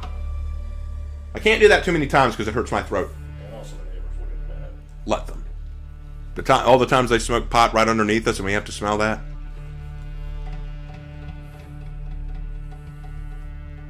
And now the music's going soft.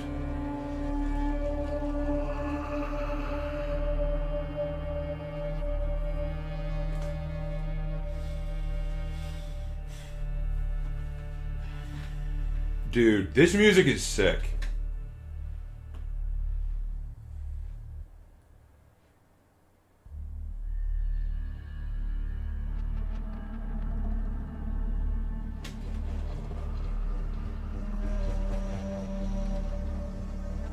Yeah, we've got that really slow, soft part now.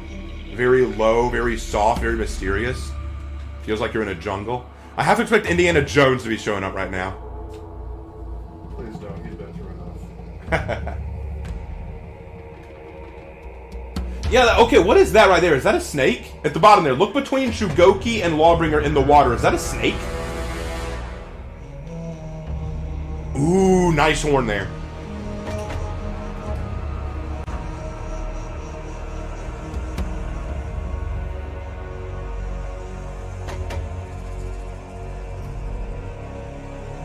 What is that, I wonder? I wonder what that is. Wait. Hold on. What if the lore is that the Aztecs attacked Heathmore and the Heathmore have come to get their vengeance on the Aztecs? That'd be good! You're not clever enough to do that, but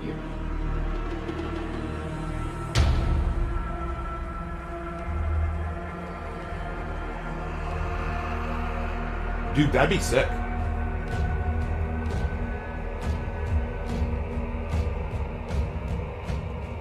Oh, we're getting the drums again.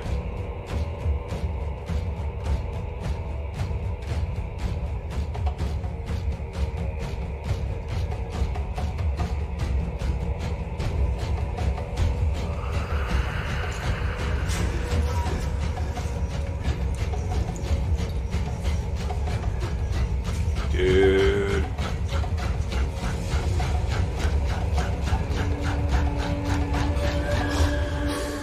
They won't have the Aztecs be the aggressors. I know, but let me dream, damn it. Bro, what if they've got an Aztec god in the cage? Whew! That'd be kind of badass. Dude!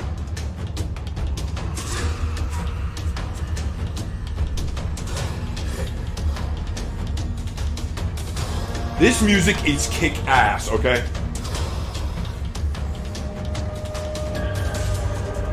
Dude, guys, okay, already I'm loving this music. I'm loving this music.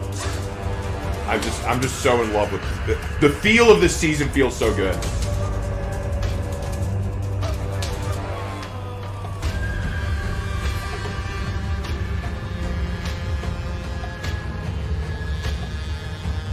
Me dons the armor of the Dark Angels for the lion!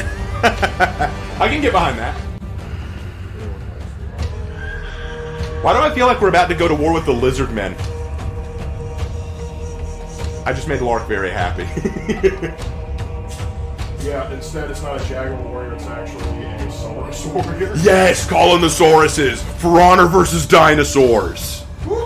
It is Jurassic. Instead of Shaolin being Master Monkey, it's Mazda Mundi.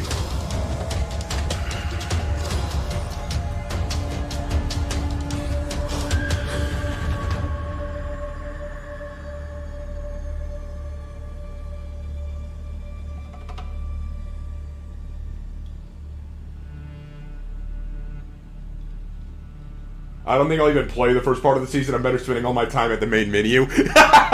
Yes. Whatever would.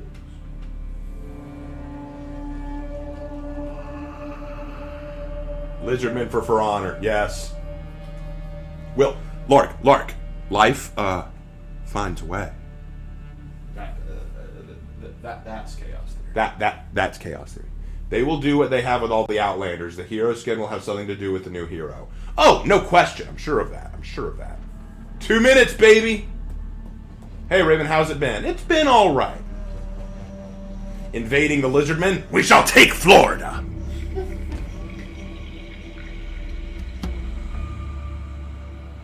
Watch the Aztec god be Namor Marvel's crossover. No, please don't. That was such an insult. Look, the Aztecs were assholes, but Namor was an insult to the Aztecs, okay? When I saw Namor and I saw what he was all about, I was kind of like, I'm offended for the Aztecs right now. Listen, they may have done some genocide and some human sacrifice, but no one deserves to be portrayed like that. No one deserves to be portrayed. Can we just agree that the second Black Panther movie was absolute dog shit?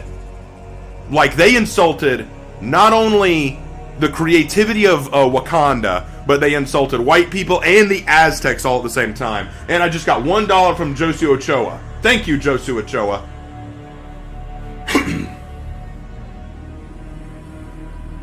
Hey, I live in Florida, says Lord Thunder, and I live in South Carolina. I am north of you. Hey, Raven, I'm already scouting Florida. It's just a swamp. And that's why we love it. The Everglades, baby. Mi abuela was pissed. She had the chancla. Oh, gosh. They did us so dirty. Will they have the balls to give an Aztec skin to the Conqueror? I don't know. How about the Woman King? Even worse, the Woman King was a travesty. At least you can say Marvel wasn't actually, like, they weren't even trying to track the Woman King was like, look at that. Alright, guys, we're starting. Here we go.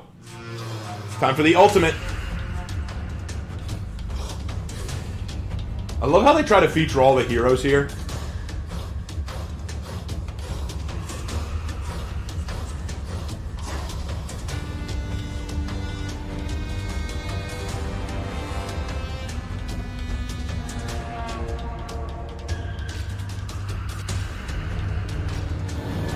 All right.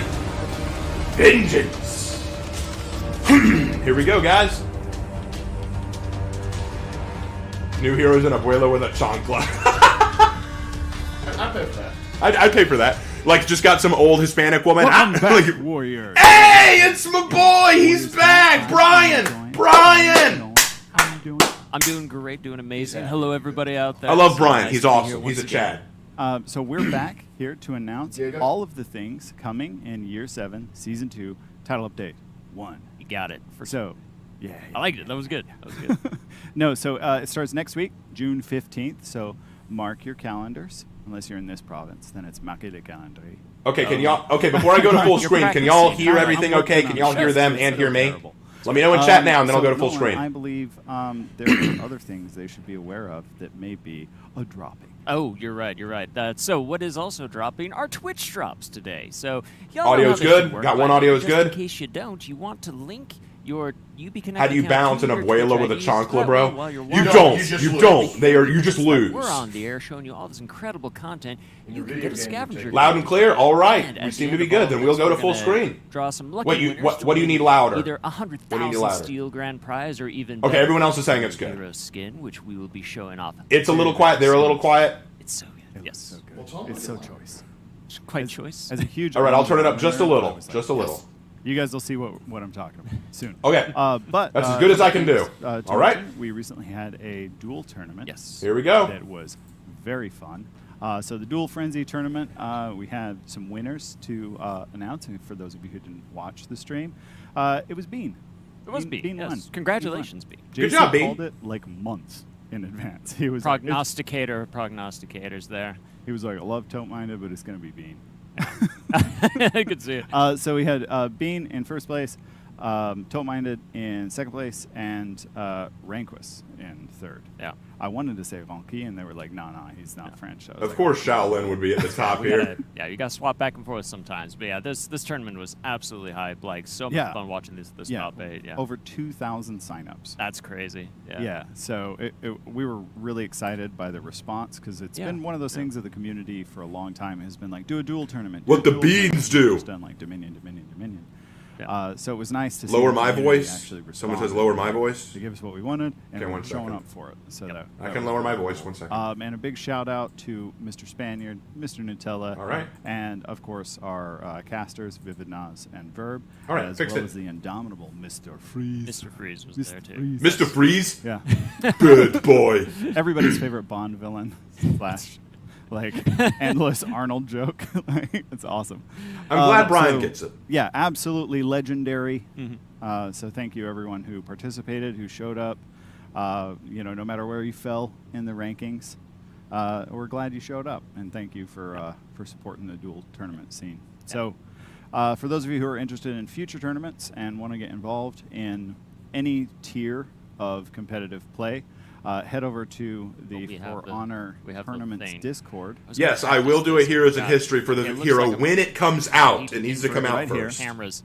Anyway, it's over here somewhere. You'll see it. So head over. You can send. Sorry, I messed that up so bad. I was trying to say you can join the tournament Discord, but then the email, if Max can pop it up again, if you are somebody running a chance. Wow, right. We're doing great today, guys. We're doing good. awesome, crushing it. If you are someone who is running a tournament, let's be clear now. If you're running a tournament and you're like, hey, I would really like it if Ubisoft would support my tournament, send us an email to this address and put all of your information about your tournament in there. We'll review it. And if we're like, yeah, this seems legit and on the level, we want to start supporting more community tournaments with stuff like Steel Codes, social posts, etc. So if you have a tournament that you think would be a good fit for that, like, shoot us an email, and we'll review it. And if we're like, yeah, then we'll do it. So if we're like, yeah, because then we all win when we do that. You know, those tournaments are amazing. You currently have more viewers than Slanderous. I don't know if I'm proud of that or scared of that. Anytime we have a tournament, Slanderous is lesser than Papa Raven. Yeah, I feel proud of that. I feel proud of that. I feel glad to know that I have such a loving community. We have a lot to cover in today's show. We got a new hero skin that I am supremely Raven Knight For Honor tournament win. Like. Let me think about that. I saw it. I was just like, yes, please, please. And so we got a new battle pass. We got new tech in the game. It's going to be cool. That's right. New tech? What? But before we get into all that, check out the Year 7 Season 2 trailer. All right, guys, time for a trailer. Let's watch it. Let's watch the trailer. Lark, you want to see this? Whoa, what? Jaguar. Whoa. Does everybody get the Conquistador drip? Ooh. Fare thee well. Distant shores, Okay. lands of pain and sorrow. Okay. A portrait colored gold, brushed by foes, Lots of foul snakes. and free. Oh, what menace did prowl, struck down under bright sun. Lives taken, wonders broken, that riches cross the sea. Yeah, I was right. Damn it. Oh well. A vain triumph come home. What is that? Wealth collected in blood. What is that? Whoa! Whoa! Behold and celebrate those who would monger war. Whoa! So falls decency. A prize for all to see. So false decency. Eagle hearts take flight. Blood runs at first light. Oh, come on. Did that poem really go there? That poem really went there. That's a joke. Okay, we'll talk about that. Don't worry. That's hilarious. Alright, let me talk. The poem is basically saying that the warmongers showed up, killed bunches of innocents, stole all the gold, and are now celebrating about it, and that's the death of decency. I'm like, Aztec, you really want to step there? You really want to go there, Aztec? Although I am curious what's in that floating cage. Maybe they did capture an Aztec and put him in there.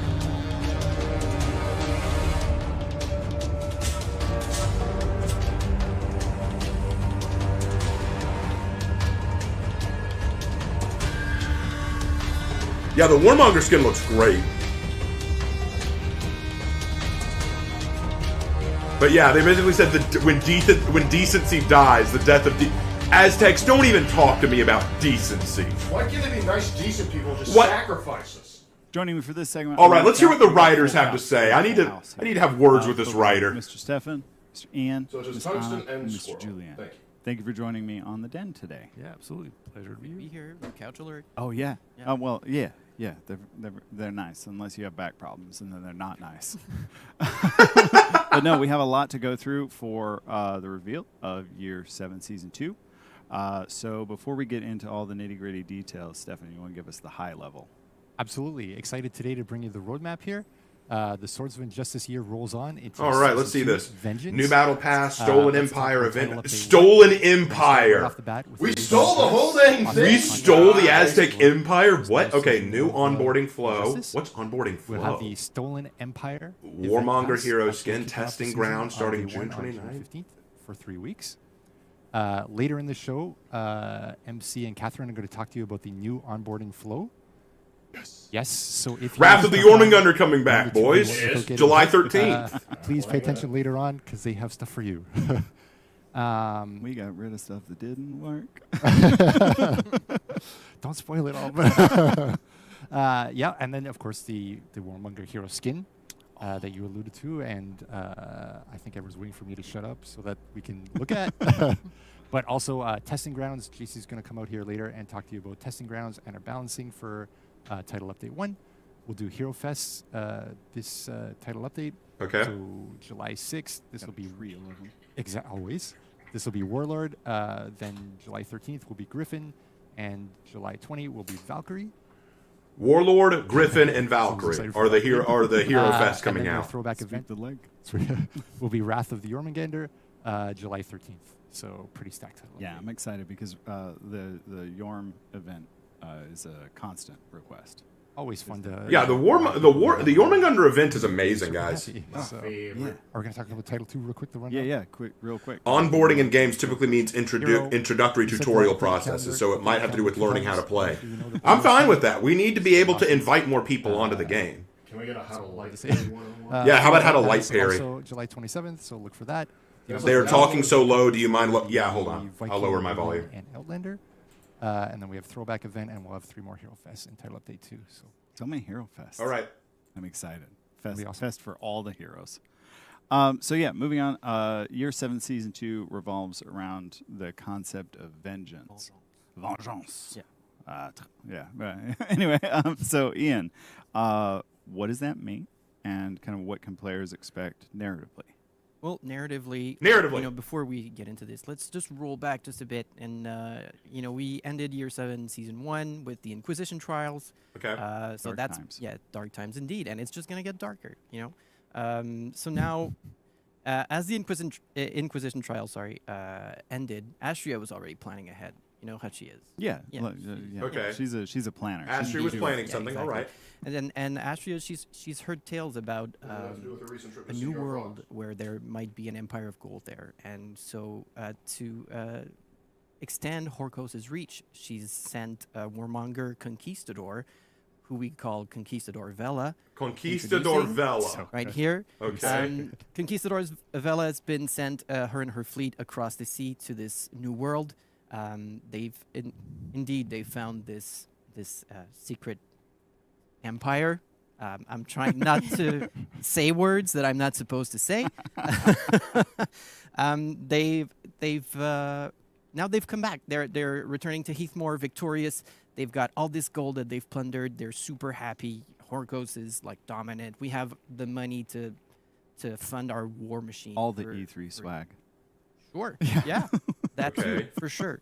So now they're throwing this big party to celebrate Horkos's victory. So we got so much gold that it's almost embarrassing how much gold there is. They're Scrooge McDucking it.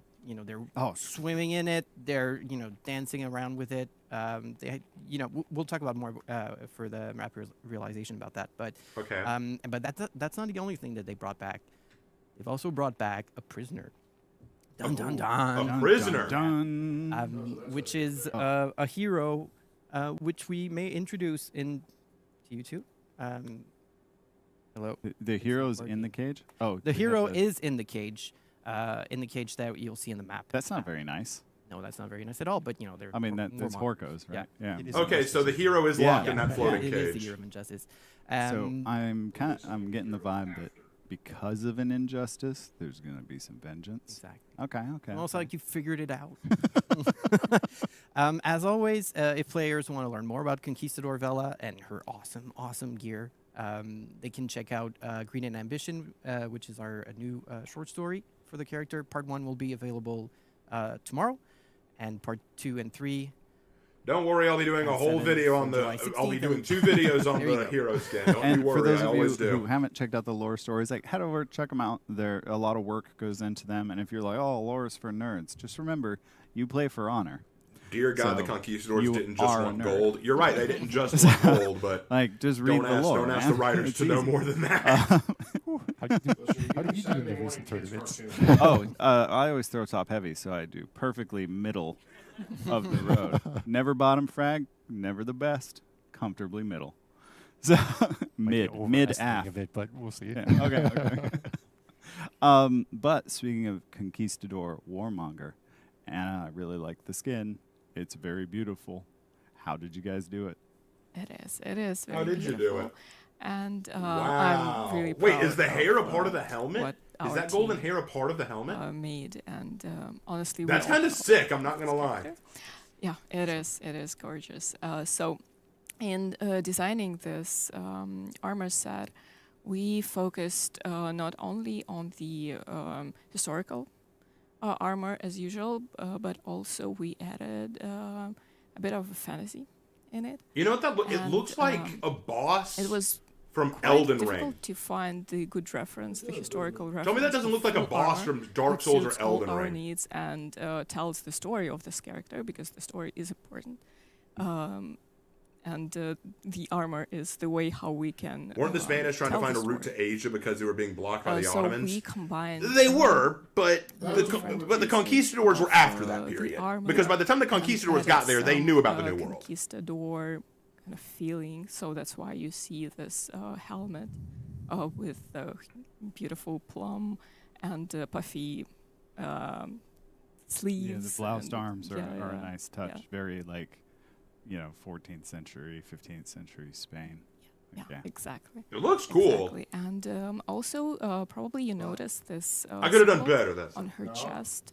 That it's an eclipse, and it's a very important symbol for this character. It kind of telling the story of Horkos that want to dominate, that overshadows other civilizations, and Really. yeah. Yeah. That how the eclipse do. Yes. And one of the elements I really like is what's going on with the weapon. I like the spiky shield you guys put on it. That's very nice. But kind of tell us about the different elements on the weapon. Like, is that blood? Yes, it's a little bit blood. So you see here. Wait, also, we what? use a lot of red color in the concept art, because they're bringing not only gold, they're also bringing the blood. But our players, The blood brings the gold. Like, Very shiny, but very this shiny is what greaves there. Horkos do, right? Clark, what do you think? So you see this golden dreams that kind of tells the story of this character, and It does look good. It looks says that excellent. I they're love this hero pretty. skin. And also I want know, to right? point out this effect that we have on the armor that also represents this, like they're spreading, Yeah. and yeah. It's very much RTX on, like levels of shiny. Whoa, the armor's kind of flowing. so It's good. kind of crazy. It is. And our players will be able to change the color to their needs, and they can create their own version of Conquistador Vela if they want. They Okay, will- nice. So it's all the crazy. material Yeah. colors can be changed and Yeah. stuff.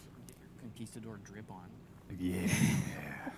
Yeah, Mamistador is in town. And I just love all the material selections that's gone into this. There's a lot of subtle things that if you're a huge like arms and armor nerd that really stand out. The Damascus steel on the blade of the flamberge. And Gosh, it's just a so lot of good. other little elements. I like the This is the such a ability good to armor style set. the It's like you guys did a really great job on it. I like it better than Ravier's. I love it looks Ravier's. incredible, and I'm excited to see But is it better than Conquistador Micah? Vela and to learn more about her. And for those of you who are also anticipating the Conquistador Vela skin will be available starting next week, June 15th. It do be dripping. For 25k steel standard price. So, thank you so much, Anna, for taking us through everything. I don't think we missed anything, did we? This will get picked up. Did we miss a Mamistador. I think we did. The I think I messed up. Mamistador. So, yeah, here's the mood board. Yep. Do you want to tell us a little bit about? Good night, Nathan. Thank you for like joining this? us. Yeah, sure. So here we gathered all the reference Whoa. images that inspired us. Oh wow! to create Okay, I this, see where they're getting some of their season. stuff then. Although, So come you on, that's see there's a cheating. lot of That's gold, cheating. of That's your course, own and logo. it's not That's your just own like logo. nice You and can't shiny go say, gold. It's "Oh, you were also inspired by this." it's Nah, liquid son, gold, it's your own gold that, thing. covers the skull, for example. So you feel this a bit unease, and it's not. There's a lot of warm color as well, but it's not very comfortable. Yeah, Also, very opulent, like yeah. just over yeah, the top. Yeah, exactly. And Horkos is celebrating, but they're bringing this. I don't need it. beautiful I don't need it. birds, I beautiful definitely don't flowers, need it. and, I some don't exotic need it. Animals. I need it. You feel that it's not a good celebration. There's some darkness behind this. Yeah. Raven, did you notice the Blackstone pennant on Warmonger's chest? Yeah. Yes, I did. Exactly.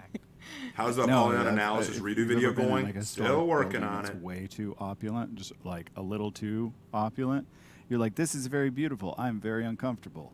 Let's go get ice cream. Gotta admit, the Conquistadors had drip. That they and, did. See what Julian, you want. so, They had tell us a bit style. about cross what the players can Atlantic, you expect. won't. I know there's a lot in the. They were updates. going over to Yeah, a friend's that- house. that They had was to the look good for perfect the segue occasion. to what we're going to get into. and I didn't even have a segue. Yeah, we didn't even rehearse it. It was perfect. Awesome. Have some So, of this. essentially, tortilla dipped in if blood. season 25, if it was portraying the Injustice theme of year 7 with more of a gloomy atmosphere, season 26 is definitely going to be $5 is at Vel will be much no more different than how colorful, Astria or colorful Ravia are depicted. Oh, no doubt. And Her- so essentially, I'm from a guaranteed her gaming character writing is going to be relationship crap. standpoint, Ooh. we're going to be throwing a party, and then we're going to Wait, what is this? What is this? I So- love crashing A parties. sea of gold? Are you for real? So I've never crashed a party. So yeah, for the You team have that essentially much wanted to create gold, an it's just atmosphere laying- that was, wow. unsettling, like you're mentioning, but at the same time that was festive, right? Wow, I love the shards with, look. This is misappropriated great. A objects jaguar, they have a and cage of a riches. jaguar.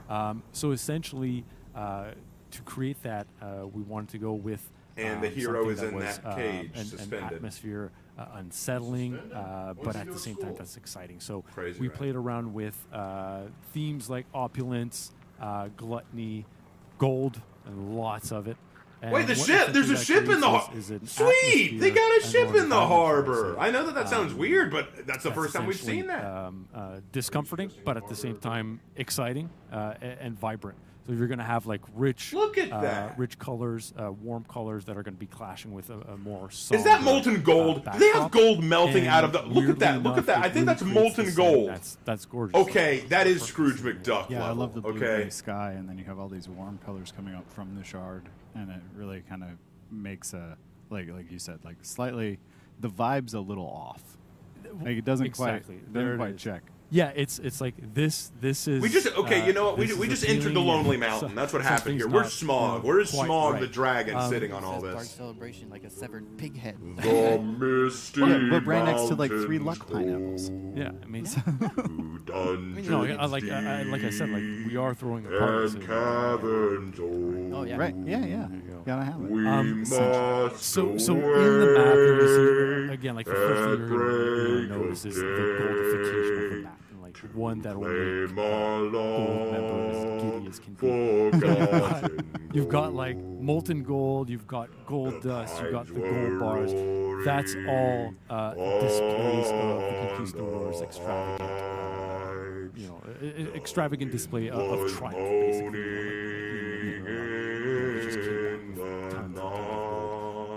All right, we'll stop now. This is, and again, like to go back to what Ian is saying, is they're totally Scrooge McDuffing it. And like they've got fountains of this. Did you say Scrooge McDuff? Yeah, they're definitely. Do not confuse Ebenezer Scrooge with Clan McDuff. Okay, two different things. I mean, one is like the trouble you have to. One is not even the same period. That one is England, with Charles Dickens. The other is Shakespeare. So when you navigate into the map, you also might be building. The statues are golden. An appetite. I didn't even notice yes, that. That's so cool. Season, of course, but that's not the reason why. The reason Great singing, why Raven. Thank you. Every capture point has an exquisite. I even lost my penis in a smelting accident. Conquistadors came back. They've got a very important, very. I love gold. And then they're just prepping festivities before. So I'm guessing the big thing here is silver. Am I right? They're throwing a party. I feel like silver's got to be maybe silver, platinum. Definitely not anything of a gold variety. They've got the wine. Yeah. They've got his celebration. I know. Raven straight up said, "Forget this map. Listen to me drop some bars. Gold bars. Yamate." Yeah, it's so yeah, and then I have to mention as well, wild exotic animals as centerpieces as well. So yeah, between battles, enjoy the festivities. Gonna have to rewatch the stream for the lore after Raven is done. I have to mention. I'm sorry, I was having fun. Is, put on display during the TU. If you want to. Besides, they're not talking about lore anymore. They're just describing what they did to some the interesting map. Things, maybe clues. I love a good clue. Yeah, a warning. I was really good at clue, so it works out for me. I love a clue. One final detail that's really cool too, Brian, is the ambience. And one of my personal favorite touches is essentially you've got the sky that's really menacing and threatening. You've got the sea that's angry as well. Yet again, you've got like this festive backdrop going on. So maybe something forth telling as to what's to come. We'll see. All right. So the lore junkies can crank up the volume and sneak around the map, see what they can find. Indeed. All right. They might need a dictionary to other languages. I'm just gonna say. Get that. Get that Google Translate going. Yeah. I think it said this. So yeah, thank you so much for taking us through all of that, and thank you, Anna and Anne, for doing the deep dives on the narrative and the Conquistador Vela. Before we move on to the next segment, though, we got a lot to talk about in the Battle Pass, and we also have a free event pass. So coming up in the Battle Pass, we've got a lot of stuff. So we're going to go through it real quick. We've got a mood effect, the Vengeful Prowler. And I really like this one. I like the glowing eyes. That is cool, no question. And then we also have the Vengeful Jaguar. Well, I think there's two. I think there's two mood effects. There's Vengeful Prowler, Vengeful Jaguar. Prowler. I think I said them backwards, or a lot of vengeance. Or Max got them backwards. We'll blame Max. And then we've got a battle outfit, the Vengeful Vindicator. Again, lots that's of the Vengeful vengeance Eagle going on. Every say what? It's an eagle, vengeful eagle. They're all backwards on the cheat sheet. I'm just gonna look at the screen. Yeah. The Vengeful Eagle followed by Vengeful Vindicator on everybody's favorite Warden Larry. Here. Hey, Larry. And then we've got an ornament. Hopefully, yeah, nailed that one. Nailed that one. The Vengeful Serpent. It's a snack. It's a snack. Whoa! And then What? We've got the Jungle What? Cow, so you can pet the snake. It's a snake. Indeed. And then It's I a believe feathered we snake. have yet another secret danger noodle. Oh, a new execution hot not this potato. one. That's later on. Spoilers. This one I really like. Oh my Execution god! That is so awesome. I'm getting that. I'm getting that. Will be coming with the Battle Pass. So everybody's favorite Thigh Guy Highlander. You can see that weapon there, and Conquer the Bonker with his vengeful weapon. So combo, and I really love the flail on this one. The Jaguar. Wow, the flail does. Great. Wow, Can't some wait of to those slap weapons someone look in the face good. with it. And then in addition to this, we got the free event pass coming up. We've got a battle outfit, Wonders of Gold. Do we? That way, whatever. So we got Wonders of Gold battle outfit. We've got another ornament, which is the New World Eclipse. I think that one's going to look super awesome on anyone with a big head or shoulders. And then we've got the Heap of Gold effect, or Heap of Gold, if you're Heap of Gold sporting a like Midwest accent. And then we've got the free event pass weapons. So you can take a sneak peek at those here, and then we'll have a full slate of them when we transition between segments. So, and everybody's favorite stick boy, Shuggo. Yeah. He's having a ball at the feast. Yeah. You know Yeah, he loves the club. He just gets this party on. Oh, yeah. So, Did yeah. Ryan really do that? Quick recap. Any last words before we move to the next segment? I mean, I think we should just highlight the team's work again. You know, it was, the skin is amazing. The map realization's amazing. The lore is just like the best we've ever done. You think this is the best lore you've ever done? Son, it's a repeat. You've basically repeated your lore for the third time. The best you've ever done. I'll have words for you, my boy. I have words for you. Yeah, it is. Yeah, okay. I like so much about what you're showing me, but you want to say this is the best lore you've ever done? For those of you at home, stick around. We're going to come back and talk about building some new tech under For Honor so that we can support lots of awesome new stuff. And in the meantime, we're going to show you some event pass and battle pass weapons. And stick around. We'll be back with new onboarding flow. All right, let's take a look at these weapons. Lark, you want to see these? Warden. Looks pretty good. I actually like that. Peacekeeper. It's okay. Centurion. That's all right. I like that fine. Oh, Glads looks good. Glads looks really good. Okay, next. Black Prior. I like the shield. The shield on Black Prior looks pretty cool. Warmonger. It's kind of lame. I don't like that one. Griffins looks okay. That one looks fine. The blade could be a little thicker. Lawbringers looks okay. I like the head. Conquerors looks dope. I really like Conquerors. Conquerors have got a good look. Yeah, we're going through the Battle Pass weapons, Lark, if you want to see those. Raiders? Actually, I like Raiders okay. Berserkers looks good. I like the animal heads that they've got going on. That's really neat. Highlanders just looks a bit like Wardens, but still it looks good. I like that. Shamans is good. I like... Wow, the Vikings are all look... Yorm. Dude.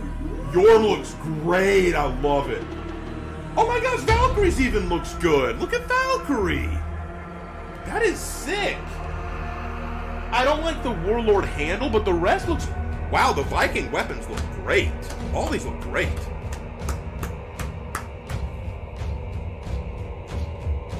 Kensei's looks fine. Orochi's looks fine. Oh, wow. Shinobi's actually looks okay. Okay. Aramusha. Oh, Aramusha's looks good. Aramusha's looks good. Look at Hitakiri. Yeah, that's good. I like that one. Kyoshin, man. It's okay. Oh, Nobushi's looks good. I like the serration on the back. That looks good. Oh, shoot, Shugoki. Shugoki up in here. Look at that. Wow, all of these look really good. These are some good-looking weapons.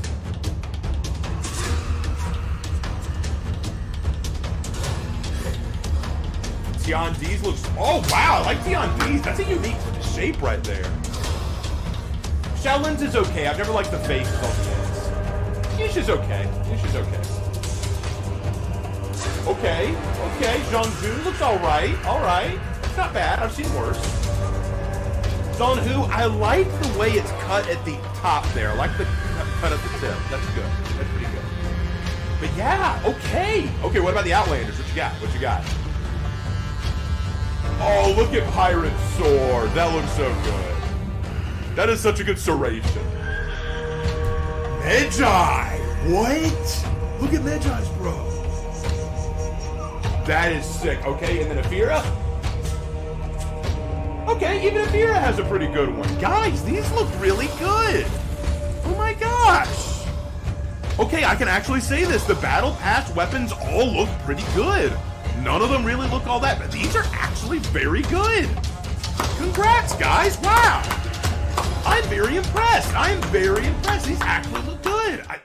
I'm surprised. Oh, now for the event ones. Wardens looks okay.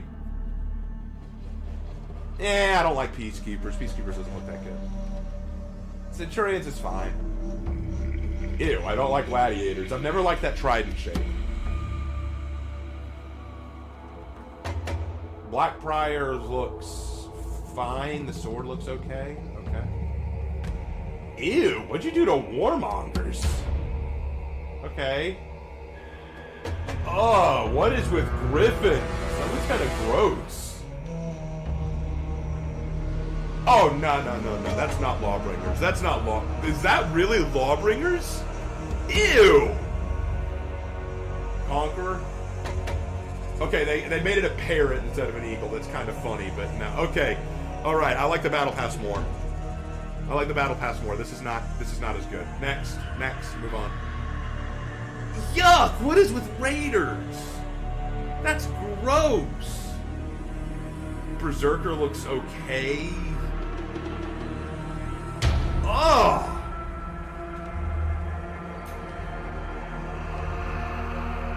Yuck! These are awful.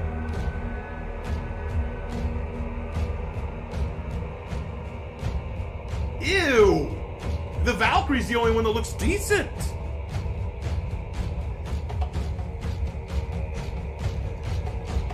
Ugh! Guys, this is like night and day different. The battle packs were all bangers. These look terrible.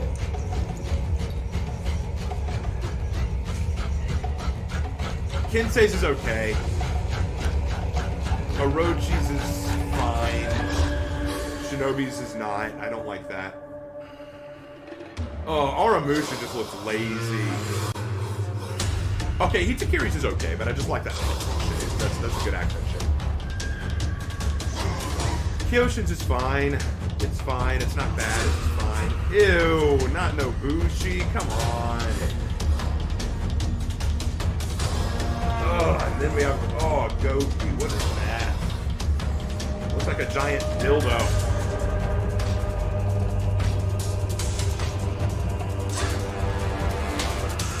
Xiondi's is okay. I don't dislike it. Shaolin's looks fine. I'm not a fan of the Nusha one. I don't like that back poke thing going on. JJ's is okay. It's on who? Really? Ugh, most of these are terrible. I haven't seen one that looked great. Oh, Pirate. Oh, Pirate. Can't you do better than that? Medjai, no. Medjai's looks... Ugh. And Ephira. Okay, the shield for Ephira looks fine, but the rest just does... Oh, man. What a night and day difference, guys. This is awful. This is awful. These weapons do not look good. They look like they took original designs and just painted over them. These do not look good. But to contrast that, the Battle Pass, like the new Battle Pass coming up, they all look great. Ugh. I'm sorry. That was pitiful.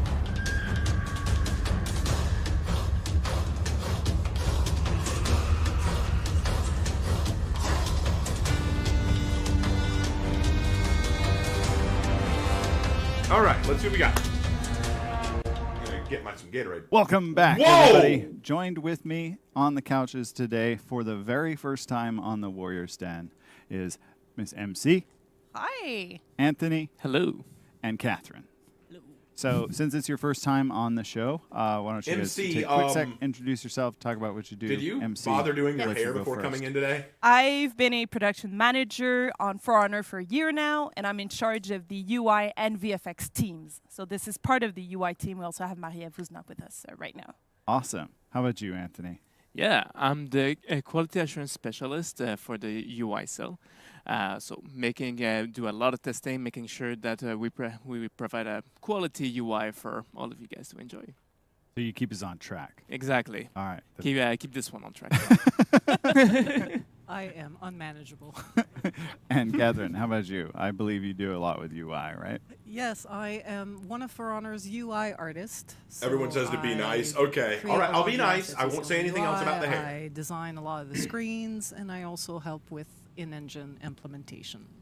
I do a lot. Yes, I do. Yeah, do a lot. that's a heavy load. That's All right, that's so a tell lot us to what do. you're doing here. So, why don't we just talk about there's a lot of awesomeness to talk about today. So, MC, I'll let you kind of kick us off with what can players expect, because I know this is a moment where like it might not be super obvious what we've done, but a lot of work went into improving a lot of like under. All right, tell us what you did. Indeed. Under the hood, yeah, the dev team has been really, really hard at work to really reinvent the onboarding for new, but also for current players to, again, give a safer bridge to the multiplayer.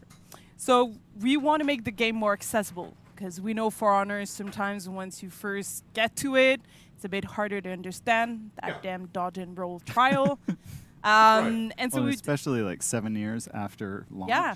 like you go from campaign Yeah. to online multiplayer, and that's a real rough switcheroo. Like between that and a punch in the throat, it would be like hard to tell which you'd rather do. Indeed, indeed. And so That was funny. we've That was decided funny. to really simplify and really streamline the tutorials. So right now, all tutorials are unlocked. So from the start. So whether you're a new warrior or whether you're an experienced player, you can Okay. sharpen the skill you want at the time you want. So that's really good. Cool. From there, we've also decided to join the apprentice and the warrior trial, again, to really have this one big flow to better having a learning curve. So really to be more logical in what we're doing. And that's excellent. 'Cause, Yeah. like, Okay, so it's if we're being basically honest, helping we're friends players here. learn the game a Some bit of better. us may Okay. have completed problem the with that. apprentice trials and then never looked back. And I have a feeling I'm not alone in that. and that a lot of players are missing out on valuable info. And then, like me, they wind up on Reddit going, "How to For Honor, please." And then the veteran community is like, "Did you even do the trials, bro?" And you're like, "Maybe." I'm asking for a friend. Yeah, sure. That's it. Yeah. It's just none of us would have done So I love that they're combined. Yeah, together. that's it. So we decided to really combine them and then to improve the contents, which you'll see with Anto in a few seconds. Again, to give access to the basic knowledge that you need to win those matches, to reduce frustration also, and just play the games, enjoy. So basically, bottom line, a brand new onboarding, a brand new experience to better help new but also current players to win those great battles. So get in, get good, get out. Exactly. Boom. Okay. Awesome. Boom, Fair. pow. Yeah, and Anthony, I know a lot was done to optimize the experience, and that you had, I think, more than one hand in that. Yeah, there's a lot of ideas thrown around everywhere, and then what we wanted to do was to really drastically shorten and streamline the tutorials down to a list of 9. So, like MC said, we've combined the Apprentice and the Warrior tutorial. And that way you get the full list all at once, so that even if you're an experienced player and you just want to practice how to parry, you just want to learn how to parry those heavies, well, you can just go and do that. But we really streamlined them so that they're stripped down to their core mechanic for new players to learn easily and efficiently how to play the game. Because we all know that playing with friends is much more fun. So we want you to join that, to have your friend join you in the game, in the battlefield, and that way that will help them that way. So how's that going to impact players in terms of earning their rewards, since everything's all in one place now? So right now, since that we've also, in order to streamline and shorten the tutorials, we've removed the side objectives and a lot of the main objectives as well, so it's more shorter that way. But we removed some of the side objectives, so you'll no longer have to go back and redo a tutorial because you got an F or something, because you missed a side objective, and because you get that F, you won't be able to get that awesome reward. So now what you can do is just complete online tutorials, and you'll be able to receive steel ornaments, symbols, and emblem symbols. And so if I'm a player who maybe did part of the trials before, like I'm not saying it was me. No, no. But maybe I had some I hadn't done yet. How's that going to impact those rewards? Yeah, so everything is going to be recentered, so transferred to the new flow. So whichever trials that you've completed before are going to be transferred to the new tutorial flow, so you won't have to redo them. Okay, and good. I was all worried you I'd need have to to do redo all is that. complete all the tutorials, and you'll get all the remaining rewards. They won't stack though. So Yeah. if you've earned the ornaments before, you won't have the ornament in double. But if you weren't able to get that ornament because you couldn't get an A in Dodge and Roll, well, then at this point you'll be able to get that ornament finally. Okay, yeah. So if you were like, I'm not doing this, I don't like this, but I wish I had that, but I'm not going to do it. Now you you have can no just pop excuse. in, do it. Everything's a lot more straightforward. And I believe we got rid of some stuff that just was not helpful in the modern context of For Honor. Yeah, so when reviewing the onboarding, we realized that 7 years is a long time, and things change in 7 years. 7 years is a long time. And, You're right. Hey, he's right wanted about to that. just That is a long modernize, time. The process. So some tutorials, such as stamina, which was a bit challenging. Yeah. Just always wondering, why can't I hit? Well, we've removed the tutorial. Yeah, Havoc's doing the now stream right now. We've actually added. He's probably got more viewers than me basically right now. a pop-up Havoc's that really will appear awesome, whenever guys. in every If tutorial, I wasn't here, I'd be whenever watching you him. run Let's out put of it that way. stamina, you'll have that pop-up that will appear to show you to explain that you've run out of stamina, what you can do, stop throwing heavies, in order to regain it. And I believe that one went in last season, right? What went in is actually some pop-up that's under the HUD. So right So under for your those HUD of you who are bar, kind of there's confused gonna what he's be, talking no about right stamina now, season that basically appears. they're fixing So the that one's gonna be tutorial by default for new enabled players and veteran onto players, the, so that for way every tutorial, you can go so to any that, tutorial you'll you have want it to in at your any face time all the without time having to during go through the Mullen tutorial. process. And if you still and need they're it also when you're fixing it a starting little the bit so game, that then it at this deals point, with you can more enable it in the modern option as well, manners in so that which you to can fight have in it For any Honor, like online modern as problems, well. like outside I noticed attack, it, stuff like that. when it So popped up it's last season, and I was it's like, trying that's to really revamp the helpful, tutorial 'cause mode so that sometimes, people can you get know, more all the used to the wrinkles game and do disappear better from at my it. brain, and it's just a little marble up there, and I keep throwing heavies even though I'm out of stamina, and I'm like, oh right, I can't do Yeah. that. It's just a little quick reminder to stop throwing heavies. So Raven we talked about reacts what to we've Havoc taken stream. away No, I'm from not the gonna do tutorials. that. I'm not gonna I do know that. we've added some things. Yeah. So do you I want to love- tell I love players Havoc about too much what's to do been that. added? So one thing that we wanted to add as well is that we added a practice the minion match. I am, but in that would be which, like an you're hour gonna or be 2 hour fighting long with stream. and against bots. Before that match also, there's going to be a little screen that appears that shows dynamically with and little animations. It's very interactive. It's really cool to see.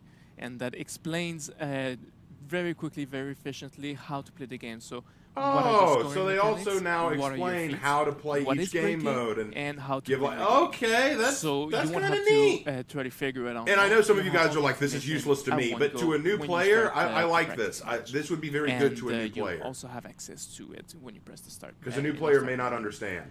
But that match is really just with bots and against bots. So you can learn so you can practice what you've learned at your own pace, and really without the pressure of playing with and or against other players. I'm excited to see how this helps new players if they come in. They're able to kind of like sink their teeth into Dominion a little easier without going like, "What am I doing here? Where am I supposed to be?" I guess I'll just stand on A for the entire match, and if someone comes here, I'll fight them. I mean, I've done that before. And so I know that was kind of some of the problems we were seeing under the old flow. Exactly. We really smoothened that curve with adding to practice the minion match in order to help the players who are new to the game to get into that very popular game mode that everyone plays. Because at first it's not very straightforward. So that way you get all the information, you get to practice. You can always go back to it at any time because all the tutorials are available. Even if you finished everything, you'll be able to do them.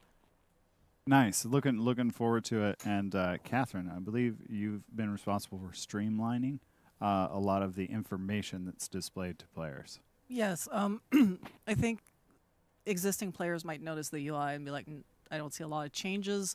Of course not, because we need to maintain a certain standard Yeah, if within we change everything. the entire game. But a lot of the changes were under the hood in terms of like UI framework for it to be better optimized or nice and speedy and crisp. And it's a completely new framework, right? Like ground up. Exactly, it's the one that's been implemented in the game since, I guess, Marching Fire is like every time we touch something, we make it better.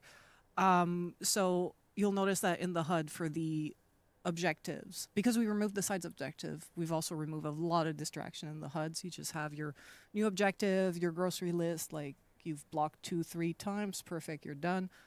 In terms of pop-up, Wait, look at that. I like that. No stamina, cease attacks. I like framework, that. We were allowed able to use more dynamic assets. I like that. No stamina, cease your attacks which means at more once. animations, more one-to-one with the real UI, less screen. Cease, I said. Yeah.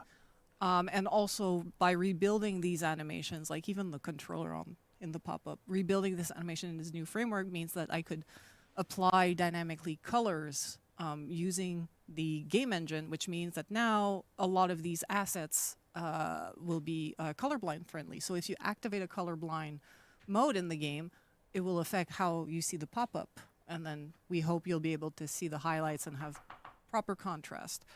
That's one example of how we made it more accessible. Ubisoft finally came home with the milk. A lot of the information is more dynamic. So if we make well, I changes in the mean, game, like, we hope I know that some of it'll y'all show are these saying that they're pop-ups 7 years late to do this, and I agree they are kind of late, but hey, you it's know been what? a At least they very have it big now, labor and I of think that love this can only help the game. tech-wise. It's going to And help more people we who hope are that new. when you use, you It's play the going tutorial to and improve you the overall UI. see this UI like, that you I have no that it's problem not with in this. your It's way. just it's just that old it news to helps me you because I've done the understand, that it helps tutorials. you I've get gone through all through, that.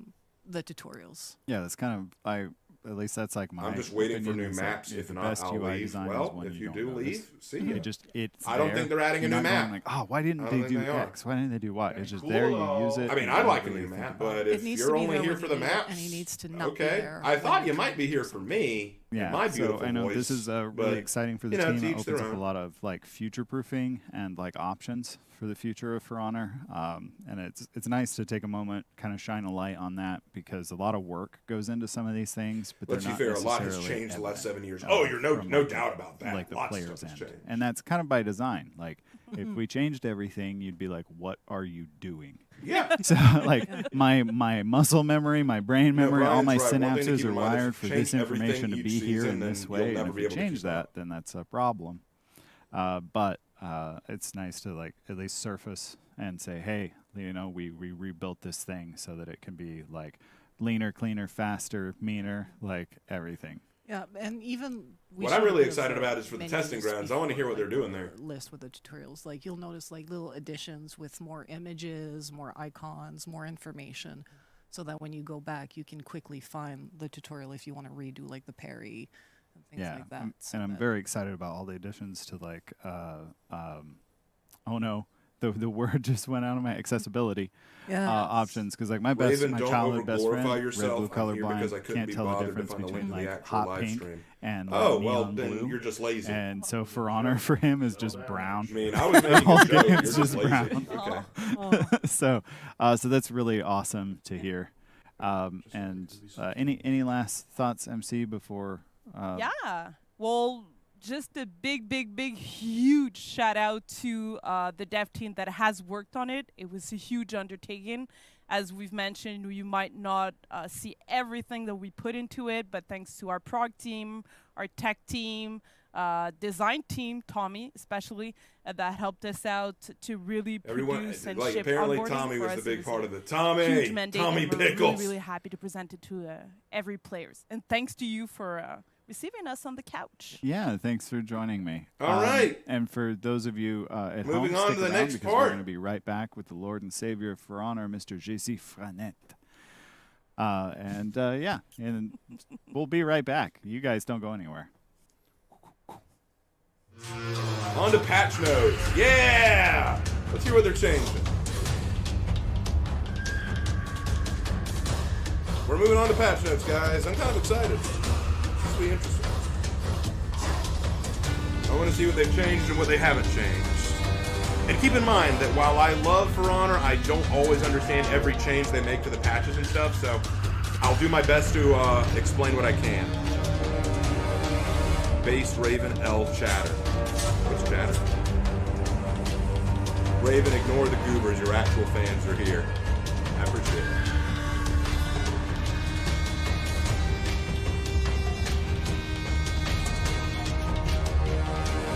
I love how the cage up there is just kind of rocking. Like he's just sitting up there. Let me out! We're not letting you out until July 27th, buddy. 2 days after your birthday, Lark. Yep. It'll be a late birthday present for you. Isn't that what you always wanted, an Aztec hero?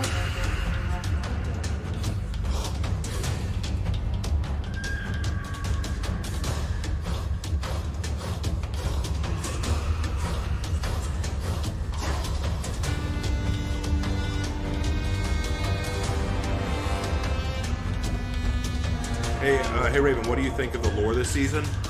It's repetitive. It's just so repetitive. The lore of the season is. I like how the lore writer basically said, "This is our best lore yet." I'm like, no, it's your repeated lore.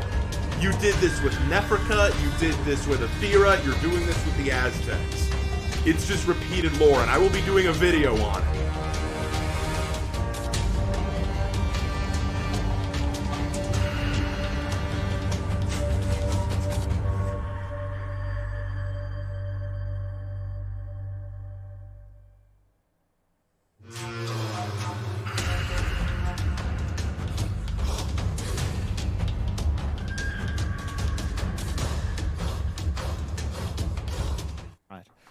Hello, JC! welcome back, everybody. It's your boy JC! We are transitioning out of the awesome onboarding flow right now. No, you still got both to arms talk today. about Okay, all of our favorite subjects, patch notes, what's new, what's coming to the game, what'll be live next week for you all to enjoy. JC looking and who good better to as talk about always, all of guys. that than, yes, indeed, JC is back with us on the couch today. Welcome, JC.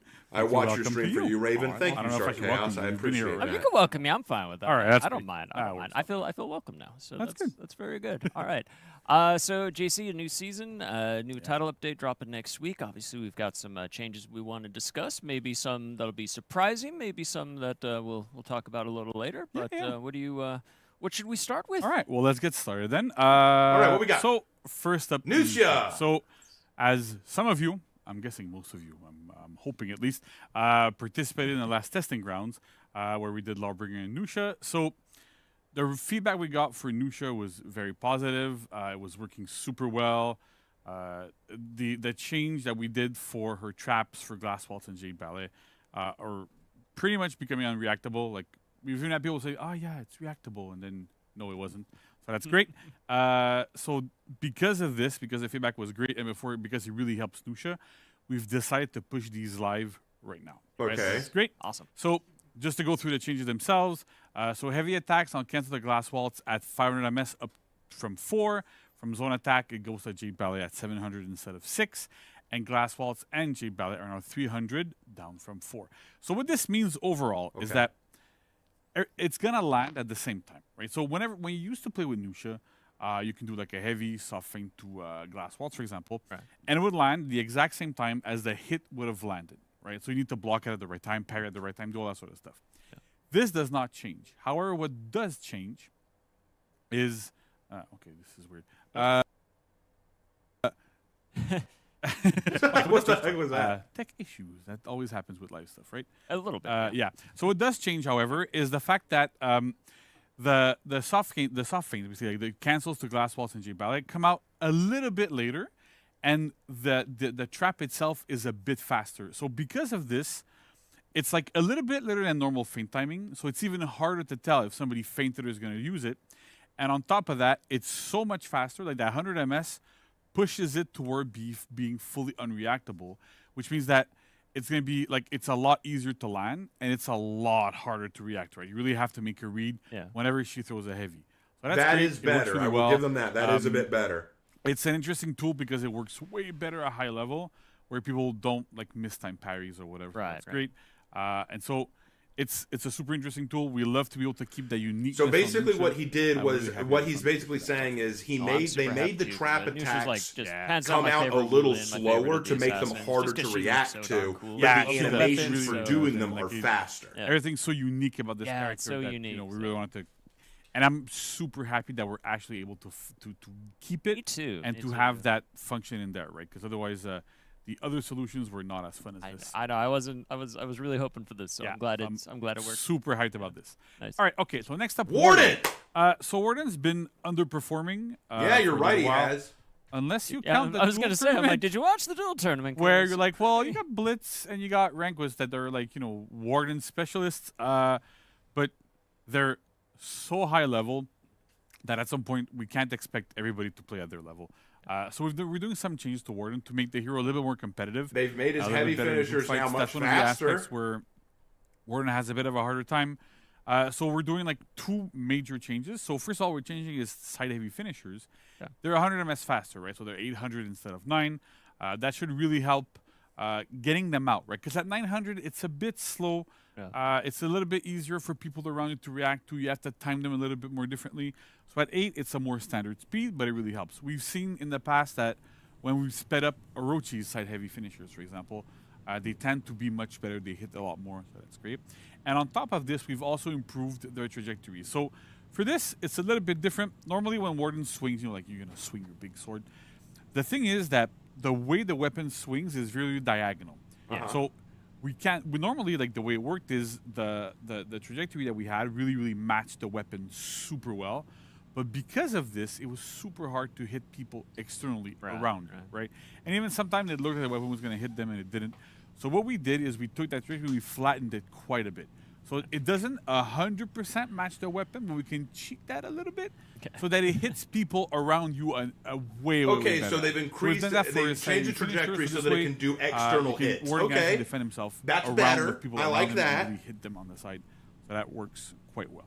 It should feel a lot better to play like those situations. Yeah. And then on top of this, a feature that I've seen requested by players quite a bit, and we've done some testing, it seemed to feel really good, was that shoulder bash. Normally when you wanted to do it off a front dodge, right? You could only do it from 3 to 500 ms. So you can delay it a little bit, not too much, but because it's a charging bash, takes a while to get into, takes like a little bit too long to get into the actual bash portion, even if you don't charge it. We're super comfortable making it start at 100 ms in your front dodge. So that accomplishes a couple things. It's going to come out 200 ms faster if you just buffer everything, right? Which makes a big difference. It's a bit harder to react to, and you can also delay it even more, right? So if you think somebody's going to like try to dodge super early or dodge later, do whatever you want to do, like it gives you a lot more versatility with Warden. It should make it a lot easier to open up people with. And so shoulder bash is a really great tool for Warden, right? Like it lets you really initiate from All right, further I like out. all It this, lets you but do, what like, a lot Warden of really weird needs things are some that not a lot of stamina heroes are able changes. to He do. wastes way So too it's much great. stamina in And even his though zones Warden and is a little bit heavies. simpler in terms of kit and what the character kind of does, at the end of the day, these small changes should really help the viability in Dominion at least. Also in duels a little bit with the opening with shoulder bash. So we're confident that it's going to keep going forward, and we're still keeping an eye on Warden, right? Because even with this, might not get to S tier or something, which is okay.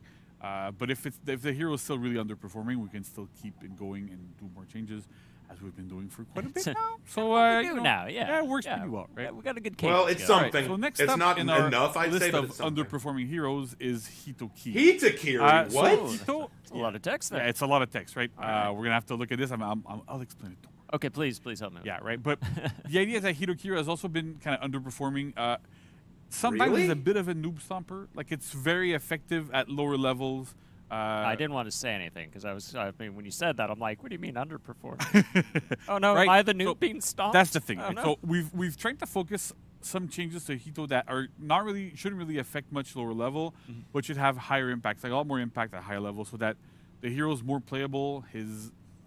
She's gonna be a little bit more accessible, but have a bit more power there. So what we've been doing is, first of all, her heavy openers, right? So before if you remember, Launch Hitokiri, right? Okay.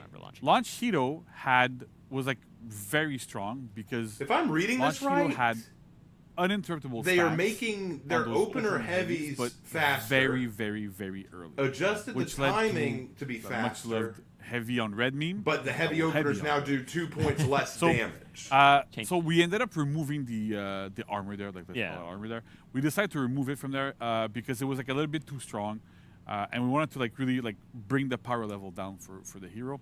However, as we've been going on, and advancing with the hero and like doing a lot more heroes, a lot more reworks, a lot more that sort of stuff, Hito kind of fell down in the rankings. No, and, grant like, that not as Hito playable as it didn't used to be. keep up with So we're anybody when adding things back started armor changing. there, but we're adding it back at 500 MS at the earliest. Okay. So basically, it's like if you tap heavy, then 500 MS into that, you're gonna get armor, right? So if you charge it a little bit longer, it comes in a little bit later. So there's a couple of those things that, it's different, but the idea here is that Heavy one on of the big red. counters to Hito was just like lighting. Whenever I you still saw don't like Hito, Hitakiri. like, I'm not a heavy, huge fan of Hitakiri often myself, enough, but if you're I like, want the okay, characters they're to gonna be do on what a they're gonna similar try to do, footing, whatever, and you can, like, really Hitakiri, pick them out with granted, the was light. having some trouble. It was I super felt hard. like.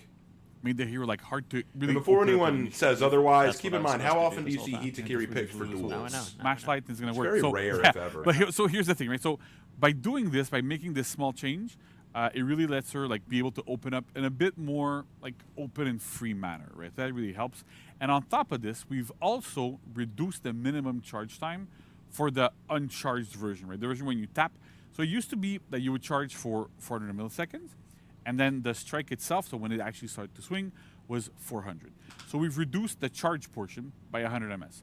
So the total attack time when you just tap heavy is 700 instead of 8. We've also reduced the damage a little bit to compensate for this, but it also helps with the armor coming in with the slightly faster opener speed. Okay. Should really help Hitokiri like really get there. It has a couple of like really good points, right? It adds 100 ms more delay. Give Nobushi a rework. I think she's fine. And it also has a pretty nice impact on frame advantage. So when you do end up landing your big heavy finishers, like those big, like I forget the name. That's more than I can say for Nusha. Yeah, Nusha's still big pretty heavy pathetic, finisher, but right? with fully these charged changes, I ones, hope that that'll be that are better for her. I unblockable hope that and Nusha so will have when some you help do after land them, this. you put your opponent in heavy hit reaction, and then you get a lot of frame advantage. Right. And so because of this, with the heavies being at 700, As a Hito main, I'm it popping gives you off. a bit of an edge Hey! that you didn't really have You before. know? On I'm top of glad the for you. armor, on top of all of those good things. So we're really hoping that it'll open up Hitokiri's game plan a little bit more here and let her be able to get in a little bit more, get a bit more pressure going, use all of her kit and get into it and, just perform better. Bingo. So that's good. And then we've also adjusted the chain timings from her opener heavies to the chain heavy attacks. Well, the opener heavies and chain heavies to chain heavies, chain lights, light finishers, kicks, and whatever. So it used to be from 366 to 400 ms. So whenever you would like do your 366 heavy seems or way block or too hit or whatever, direct. the time it would take I for the feel next like. attack to even start would be at 366. The reason why we did this is to make sure that if you threw a heavy and it landed, it was blocked or whatever, everybody could always dodge the following light. Because we felt, it's a bit too, it's a bit oppressive, it's kind of hard to deal with. So we decided to revert this and to go back to 200 to 400. So it gives you, again, a bit bigger delayability window, makes you a little bit less predictable, also makes that light tougher to deal with, right? Because if you're trying to pre-dodge whatever is going to be happening, that light is going to hit you. With the dodge changes, it also helps a little bit there. So that's great. But it's all that stuff, and it also makes the hero better just because the chain heavies that have armor, the armor kicks in late. So because it kicks in late, now it's going to kick in a little bit earlier, like 166 ms earlier, which makes a bit of a difference there. So it's all those little changes here that we can do that really help the flow of the hero and get into a position where I mean, I'm actually down I with feel these better changes so playing her. far. I get a bit more options. I can actually use everything in my kit. Able to get somewhere, right? Her kit is kind of it's not that it's limited. There's not a lot of stuff, but it's designed. Just to be joined and they around helped my kinda boy being Warden like yet. blended. Yeah, they did help your You're boy going in, Warden. Not a and lot, whenever but she it was does something. the correct read, whenever something right It happens, was she gets something to at go least. again. He's going to be a little bit more viable. Again.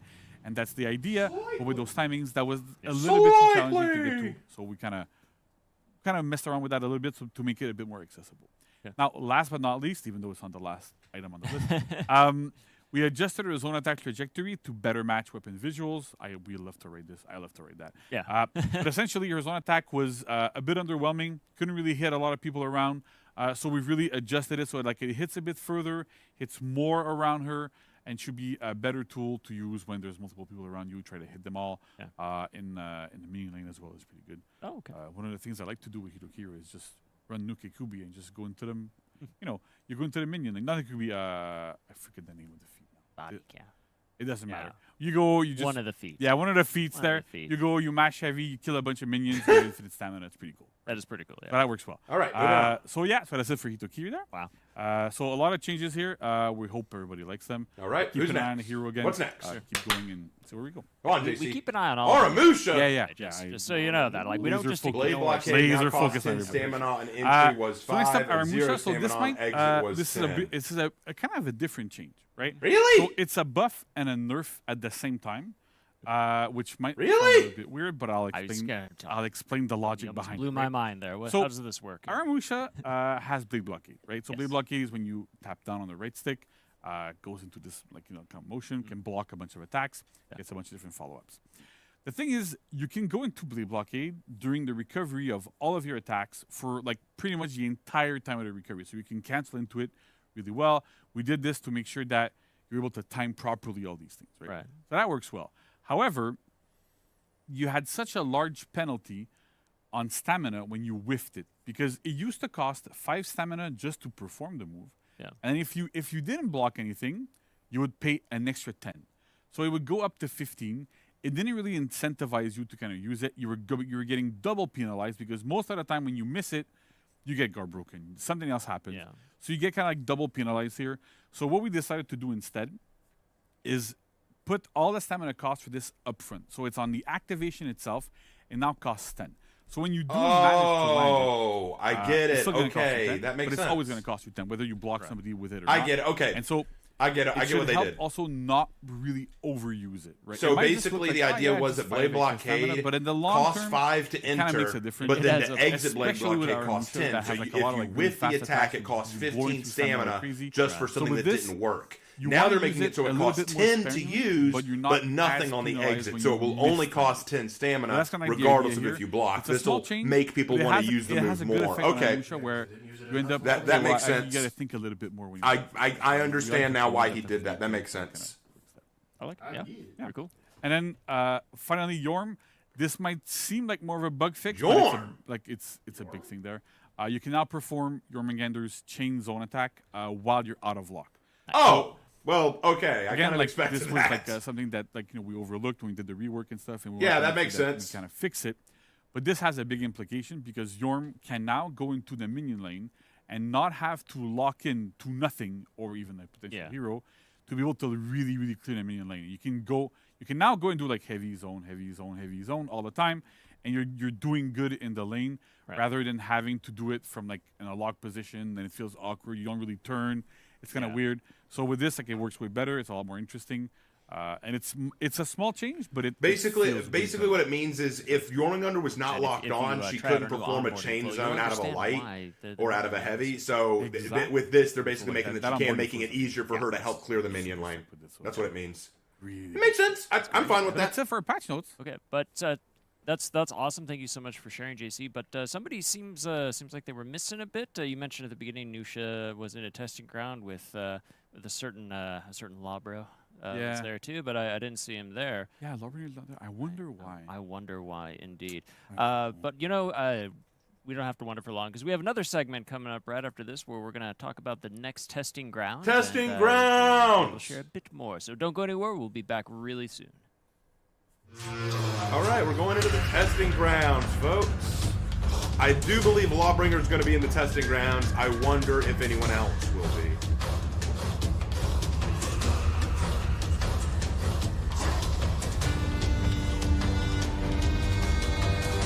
So overall, I would say the patch notes are overall decent. I didn't have any problems with anything. Nothing I felt was really bad. I wish that they did more with Warden. I'd like him to get a heavy, light, heavy combo in there, but for what it is, I'm fine with it. I'm fine with what they did with him. I'd like some more done, but hey, we'll start with something. And I'm glad that Nusha got some changes. Nusha got a bit of help. I'm glad for that.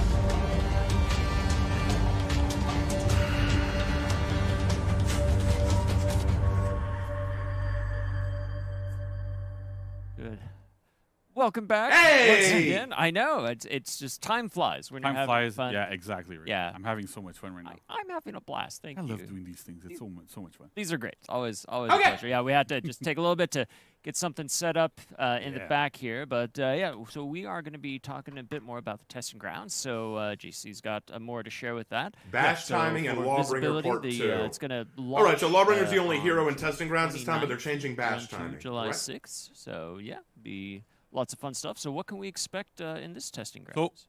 in this, we're testing actually two things in this testing grounds. We're doing testing bash timings, specifically opener bash timings. I'll go into a little bit more detail afterwards. And also, I think you mentioned Lawbringer. I did, yeah. Right. So Lawbringer Part 2. Oh, there he is. Yeah, I saw there the, he is. saw the Right, part so that's 2. good. Right. So Lawbringer! we'll talk about Lawbringer Part 2 as well in a little bit. Awesome. But let's get started with bash timings, right? So just as an overview before, right now in the game, like opener bashes, I mean really like front dodge bashes, right? So when you do front dodge into a bash, and so generally we have, in most cases at least, we do 500 ms bashes at 300 ms into the dodge, right? So you can delay from 3 to 5, and you dodge front, and you can do that bash. The problem we're trying to have is that you can, like, players can react to the dodge, which is fine. This is actually what we want to happen. Right. So that's why we start to put that timing a little bit later, so that you see your opponent dodge towards you, and then you have to make a call as a defender to go, do I dodge? Do I try to light him out of it? What do I do exactly here? The problem is that some players, especially super high level players, or players that have amazing reactions, those actually exist. I'm pretty bad. I'm getting old, so I'm pretty bad at reactions. I don't believe you, but Yeah, you please don't believe me. continue. Yeah, right. No, but If you look at that duel tournament, you'll see it happen. So some players have amazing reactions, and so because of this, they end up being able to react to not only the dodge but the actual bash. Okay. And because it's 500, they're able to properly react. It's almost single stimuli a lot of the time. You're able to dodge out of it, and then it makes a lot of heroes' offense really lackluster, right? If you look at Centurion, for example, where you do front dodge into kick, there's no real other options, and so a lot of players are able to just go, well, I see Centurion front dodge, I'm gonna do nothing, and as soon as they see orange, as soon as they see an animation start, as soon as there's the tiniest bit of movement, they're able to dodge. Yeah. And so this is a problem because it creates situations where these heroes just cannot open up one bit. Yeah. So what we're doing here I with our get bash that. timing changes is that we're going to be adjusting a lot of different heroes to have slightly faster front dodge bashes. And the way we're taking this is that we decided on 3 different buckets, right? So we have a bucket where it's heroes that have a front dodge bash and a non-feintable front dodge attack. So either a light only or a heavy that you can't feint. So we have this kind of bucket. We have a bucket where you have a front dodge bash, and you also have a feintable front dodge attack. So that gives an extra layer of mix-up in some cases.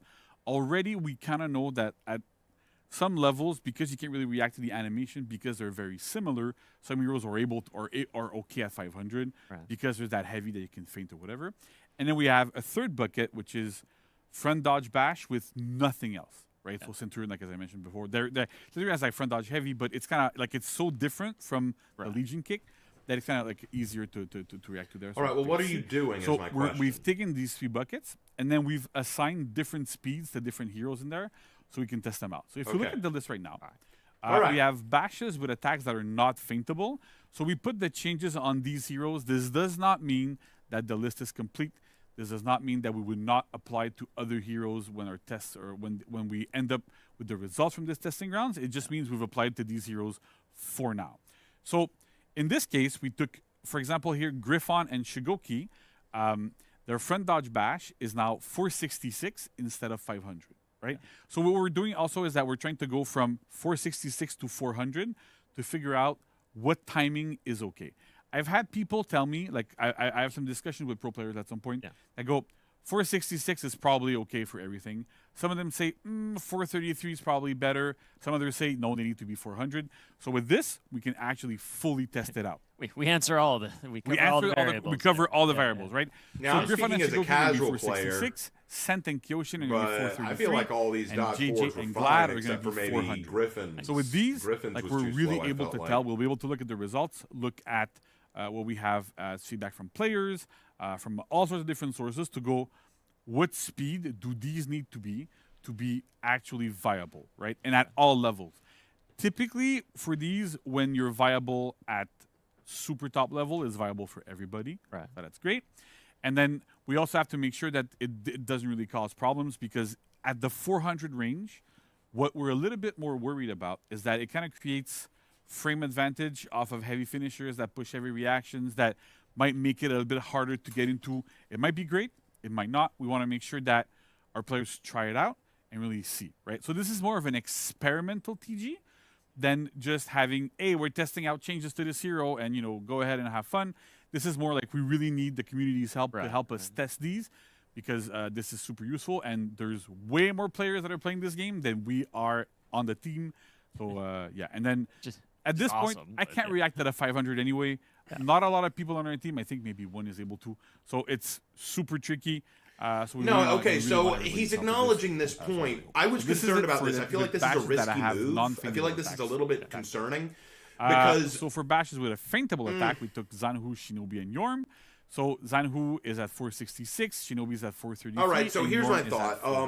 I think that they're making this change because there's some players who are just so good so Conk is avoiding or reading people. Because Conk they just know how to dodge on animation. And because of that, they're making these changes to help make that easier. But at the same time, it's going to make it harder for casual players. I think that's the concern. To kind of like standardize that. Yes, this will be harder for high-level players to deal with, but it's going to be much harder for casual players. So I know people don't really I'm not against this, but at the end of the day, it's guys, play testing grounds. Give your feedback, because this is something we really need to analyze. When you can react to the dodge, it creates a viable mix-up every time you front dodge.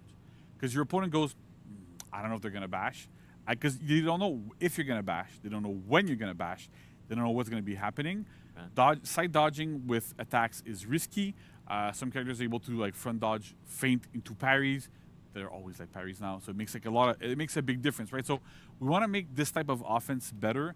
A little bit riskier on the defender side. You have to take more reads when you're defending against these, and it also helps these heroes to really get into their offense. But for that to work properly, it needs to be at 300, right? Because at 300, that's the threshold where pretty much everyone is able to go, oh, my opponent dodged. Yeah. And then you can, okay, they dodge. I can pre-dodge the bash before it starts, and you're able to fully dodge the bash, and you're okay. But the thing is, for these two heroes, right, we have 466 on Conk and 433 on Lawbringer. Lawbringer's going to test their grounds further, so that's also an improvement for Lawbringer we're going to have there. But we didn't have one at 400. I'm not against these changes. I want to make that clear. I'm not against these changes. But these need to be very heavily considered before releasing live. We're going to count on our players. Because I fear that if they release live, this will what be the exact threshold is. Both good and bad for the casual community. It can be different per hero I'm not saying it's a bad change. I'm not saying it's a negative change. Conk is okay at 466. And I'm interested. Lawbringer needs to be at 4. But I want this to be heavily calculated before it actually goes live. If you feel that, like, you know, maybe at 4 it's okay, at 433 probably would be okay, give that feedback as well. We're super psyched to hear everything we can hear from this. Yeah. But it's very, very crucial that we get a lot of people's eyes on this and playing it and trying it out and seeing how it feels. Sure. So that's great there.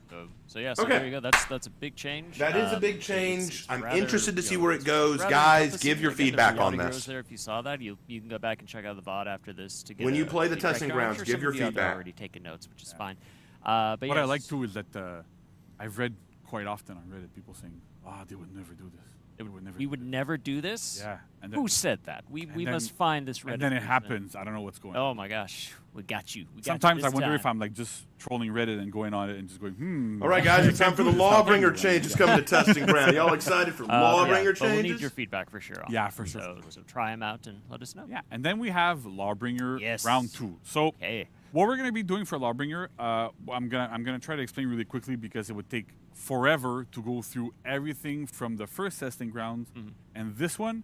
So what I would recommend is go look at what we had for the VOD for the first one, patch notes for that one as well, like in the blog post and everything, to see what the changes were. Because what we're going to be talking about today is the changes from the first to this testing ground. So if something was in the first one and we don't mention it today, it means it hasn't changed. Okay. All right.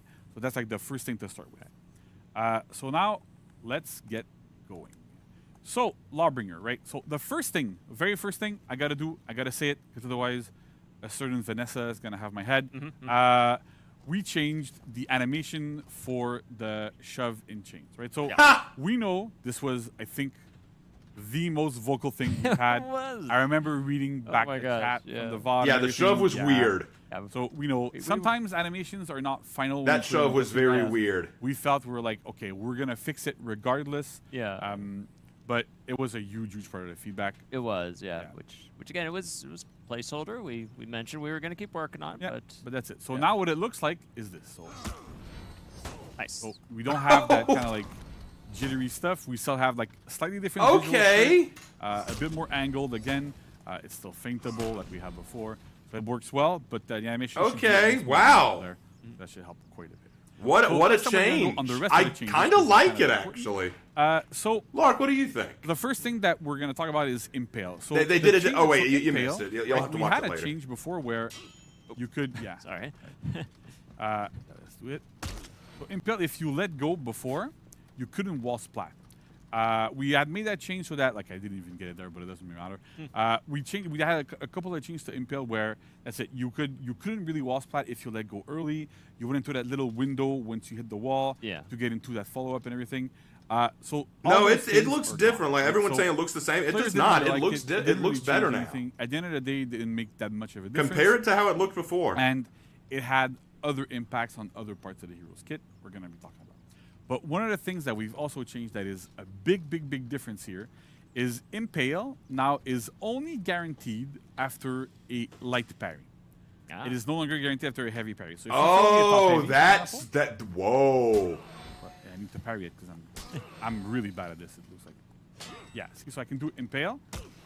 So now I hit you, but if we do it again, you can block it. Oh, if I block the right side. Block the right side, right? There you go. So it's blockable. It's parryable. Okay, that's gonna piss some people off. So no longer off of any random heavy parry. Basically, can you ledge somebody with Impale? Can you deal like really okay? So basically, what he said is that's you can no longer get a guaranteed Impale on every parry, only on a light parry. If it's a heavy parry, the enemy can block it. Instead of ooh, you had to do like some work under the hood to make sure they was still coming out properly. You can still do it, but it can get blocked or parried after. That's going to piss some people off. So we're good to go there. So that works quite well. So that's kind of interesting here. We've also removed the stun on the top heavy after a parry. So if you do me a, do a side dodge heavy. Side dodge heavy. Right, so this here, use the stun. We removed the stun here. A lot of players really weren't super happy with that stun still. It was the last place we kept stun. We wanted to keep it just to give it a shot. And even then, the feedback was kind of unanimous. We don't like the stun here. Perfect. Remove it. That's great. Okay. That's the kind of feedback that I like to hear, right? Easy. Yeah. I'd rather it be in and players don't like it and say, I don't like this, please change it, than the opposite where we don't do anything or don't change it and then people say, we have no feedback on it and then it's kind of hard to act on it, right? Okay. We've also lowered, you can see the damage here probably on the screen. We've lowered the damage from that top heavy finisher.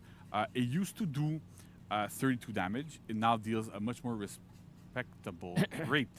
Well, we'll just go through the text then. So it used to deal 32 damage. Now it deals 25. That's all we wanted. So to yeah. Right. So it deals 25. A lot easier to deal with. Doesn't deal as much damage on a light parry. You don't get massive damage. You still get that guaranteed light afterwards. So you're good to go. Even Ubisoft has to deal with Ubisoft technical difficulties. So that's for the top heavy finisher. Yeah, they got disconnected from their own servers. I love it. That is hilarious. You press light, you get that quick hit. That is funny. At least we know they don't do it You lowered it down to 12 to be like that they had For Honor had a For Honor moment. We tried to bring back tier 1 servers and it didn't. Oh, you're right. Okay. So it's fine. It's So we lowered the damage there to make it a lot more in line with our other parry punishes are on lights. It still counts as the second hit in your chain, so you go to finishers, you get all that good stuff. But it's an idea of the damage was too high, so we really need to lower the damage on Lawbringer. That was another one of the big complaints that we had with the hero, which I totally get. Yeah. Damage was still a bit too high. So we really Okay, so they lowered Lawbringer's damage. Next up, okay. we removed the armor, the uninterruptible stance, as the official name is, on the heavy finishers for all three sides. I've read a lot of comments about maybe we should keep it on top, maybe we should keep it everywhere, maybe we should just remove it altogether. So we've decided to remove it altogether on all three sides, especially because top has that follow-up that you can go to that guaranteed light and keep looping there, which is still super interesting for us. But no longer having that armor, because those heavies have such big, wide, unblockable trajectories. Yeah. You don't really need that armor that much. Should make Lawbringer a little bit easier to be peeled, although to be fair, it's Okay, still so hard what to they just did was throw they it. removed hyper armor on all of his That makes a vault big difference. finishing And heavies, we've also lowered the damage but they've of the kept attack. the It used to potential deal for 30 infinite like combo. The sides used to deal 30, top used to deal 32. Now the sides, well, all three sides actually deal 28. So because they deal a little bit less damage, again, we're under our 30 threshold. They're super, super, super good heavies. I kept hearing from the community these are like the best heavy finishers that we have off of any character. Nice. They're pretty fast. They have that the top one has soft feint to guard break to do a lot of good stuff. They have big trajectories and everything. So this is great. They land too often, lower the damage a little bit, works well. Also because of the impale changes, the second heavy in chains used to deal 20 damage, right? Because the idea was you're gonna impale somebody, hit them to the wall, get into your other attacks and deal 20. But because impale is no longer guaranteed off of heavy parries, you don't get like close to 26 damage off of a heavy parry, which was like insanely high. And Yeah. with the ledge and Okay, I get everything. that. So yeah. So because of that, we were able to revert the damage back and push it back to 26, so that you actually want to use those heavies and you're good to go. Gotcha. Finally, we've done some changes to long arm. So one of the other complaints, not complaints, like feedbacks that we got, right? Complaints is a strong word, is that you could actually perform long arm on opponents after you've guard broken them, right? It was a bit of a hidden tech. Not everybody knew about it, but essentially you could do like guard break and then hold back heavy and guard break and do a long arm every single time. Ah, yes. So normally that wasn't an issue because on live right now, like without the testing ground changes, the problem was that you can't Don't guard see, break. I if didn't- you go don't- to I long don't think arm. I didn't But notice the that hand follow-ups slip on in live there. on long arm are not really like they're not that good. You really risk a lot because you can like you throw your heavy if you don't go into a Okay, second no attack, impale, you can less guard damage, break no for hyper armor. 30% This isn't a time. rework, it's a So nerf. Hold with on, the keep in mind, changes that we've they're not done to talking about long what arm, they're changing from lets Lawbringer us, right now. They're like, talking do a about lot what they're more changing damage. from the And previous so testing having ground. that high So damage all of off these of a changes guard we're talking break about right is now really are from the cool. previous So we've testing removed that ground. ability They're entirely. You nerfing can what the no previous longer testing long ground arm off of a guard offered. break by yourself. That was super. Like a lot of pro players like came to me and told me like, yeah, this is like a bit too much. So we've decided to remove it, and we've also removed the fact that long arm paused and drained stamina. Okay. That's gone as well. So that it's still a good ganking tool. You can still do a lot of good stuff with it, but we wanted to like tone it down a little bit. And the last thing that we've done, just to close this out, is the back throw distance. So if you're not super aware, Lawbringer, when he guard breaks you and throws you backwards, he used to throw you backwards like super, super, super far. And you could ledge you from really far away, get you wall splats. Yeah, we're a little bit too late now. Yeah, so you could throw it super far away, get a lot of stuff. So we've reduced the back throw distance by half. It used to push them like 2.5 meters, and now it's going to push them like a meter and a quarter. So you don't go like as comically far as you used to, so it makes a big difference here. So that's it for the changes. So essentially, like for Lawbringer, we know that like the first one was not super well received. There was a lot. We got a lot of good feedback, not feedback that was positive, but a lot of really, really good feedback. Right.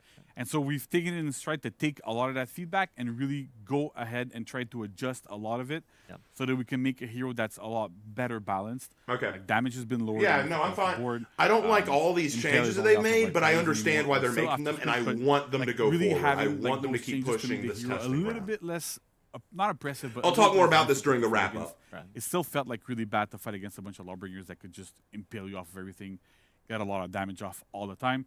So it like we're really hoping that with these changes, we're still pushing Lawbringer in the direction where we wanted him to go, which was have the hero that still has, he's still a parry specialist, right? So still really good at parrying, still has a lot of dedicated parry punishes, but at the end of the day, still be able to be a lot more offensive, because having super defensive heroes in For Honor, where your entire game plan revolves around I'm gonna sit here and wait, is not. It can be. I understand it can be fun for some players to play, right? Yeah. Totally, but it is not the direction that we really want to push the game towards. We've been doing a lot of strides, a lot of pushes towards having more unreactable offense, better offense, more offensive based gameplay, and not really go back to the turtle meta that we had at some point where all you could do really was just like stare in front of somebody's face, right? Just wait. And Yeah. so that's not super interactive. It's not a lot of fun. And then fighting somebody that's a reaction monster that's able to do everything against you all the time did not feel good either. So with these changes, we're really, really pushing the hero towards a bit more like, yeah, you're still a parry specialist. Yeah, you still get a lot of options off a parry, but at the same time, you can actually attack people now, which is what's super important here. Well, wow. So that's very in depth. Thank you so much, JC, for sharing that. Okay. And again, for everybody out there, just we want to just We'll talk stress about and this at the reiterate end. just that Stick the around Testing till the Grounds end. is really a tool for us. It's a tool for us to gather your feedback, to try experiments with heroes, with reworks, with system changes. So it's really a great way to interact with all of you, and we appreciate the feedback that you do share and you do send our way. But just as a reminder, again, the stuff in there is generally still work in progress and doesn't What always is it mean about that it's going to make it Warframe? into Why the do final people always game, come to my just chat what to you're tell me seeing that they'd there. rather So, play Warframe? just as Max is telling me, wrap up the Yeah, song. wrap That's it how up. it is. No, It's yeah, fine. There's gonna be music start to play. Yeah, I know. Like, It's like, being one of those comical hooks, like Shepard. Like, no, don't pull me out! Me off screen. But anyway, just to close that out, just thank you. Yeah, keep up the feedback. It's great to see. We really appreciate that. And we know we lost a bit of the feed on that, but there will be a patch notes section that will be released later on. That's going to kind of show all. Yeah, of we're gonna this. have all the changes there. So you'll be able to read them and try them out for yourself very soon. And one thing I would like to add really please. quickly in terms of feedback that players give, right? So whether your feedback is positive or negative or neutral or whatever, it's totally fine. I'm okay with us getting a lot of bad feedback. It's okay because it's part of the process. It's part of what we're going towards. However, if you want to give feedback and you want your feedback to be taken into consideration a little bit So just more a and us to massive really nerf look to at it everything more logging. in depth, No, it's not just a nerf. It's better to. They're not have just giving him a feedback that nerf. has They've the buffed him, reasoning but they're behind it. nerfing what Right. they So did to him in the testing grounds last time. You can, and like That's totally, what's happening. If you just want to go and say They're not I just hate nerfing X, him; Y, they're Z, just fixing the last testing grounds. But if you go, if on anything, he was wherever way you too give strong feedback in the and last you say, testing "I grounds, so don't they're like backing him up this, a little bit. This and this. For these I reasons, genuinely and think you're the going community is in way depth too into- pessimistic. Not necessarily get super in depth, but go, I don't like this change for this reason and that reason and that reason. It really lets us get a better insight into how you're thinking and how you're playing and go, okay, so generally as a whole, this was disliked for this, that reason, because then it helps us pinpoint the exact cause of what's causing this negative feedback and lets us address it in a much better manner. So that's like a super important point that I want to stress on everybody. It's great to get feedback. I love to get all that feedback. Even when people hate on us, it's fine. I don't care. We take it in stride. Yeah, we take it in stride totally.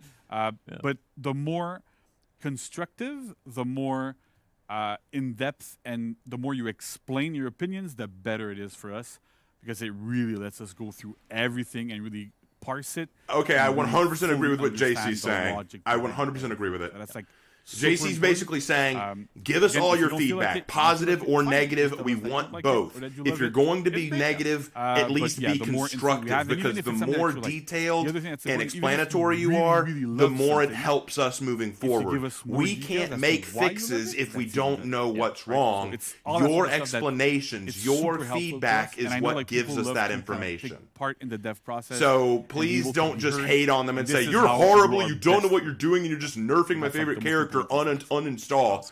Because that doesn't help Lisa, them. thank you so much, JC. That doesn't help. for sharing Be all the details of constructive. Patch notes, testing grounds. I'm looking forward. And to it. I know that there's coming up very soon Slanderous this has this upcoming saying. He season. says, like, Starts next it's not my week, so, job to tell you how to thanks fix the again. game. You're the game So developers. stick That's around, your y'all. job. We're gonna, I think that's wrap it very up. We have a narrow-minded wrap-up thinking. segment I coming love up where we Slanderous, go but I over have to everything, disagree with him on including that. content of the Quite week, often, and game stuff, developers so, look at things from a don't go very anywhere, narrow 'cause we still got more perspective. They things don't to share always with see you all, what we but, see, JC, or they may we'll see you release next time something soon. with one idea and not All right. realize how it's perceived by the community. because quite often they're talking to professional players, not casual players. So they need to see it from other angles. When you say something like, it's not my job to tell you how to fix your game, you're already not giving them a piece of what they need to improve the game. They need audience feedback. They need community feedback. If we're not willing to give it to them or offer ideas or suggestions, then they can't do anything, you know? Because by that logic, then it's just them trying to come up with what they think we'll like. And we've seen what happens when anyone, video games or Hollywood or whatever, gives us what they think we will like. So please, guys, I beg of you, if you're going to hate on Ubisoft, go right ahead, but at least be able to explain what you think is wrong, rather than just say, oh, you're just terrible, you don't know what you're doing. Do you people not realize how to fix a game? I'm like, what?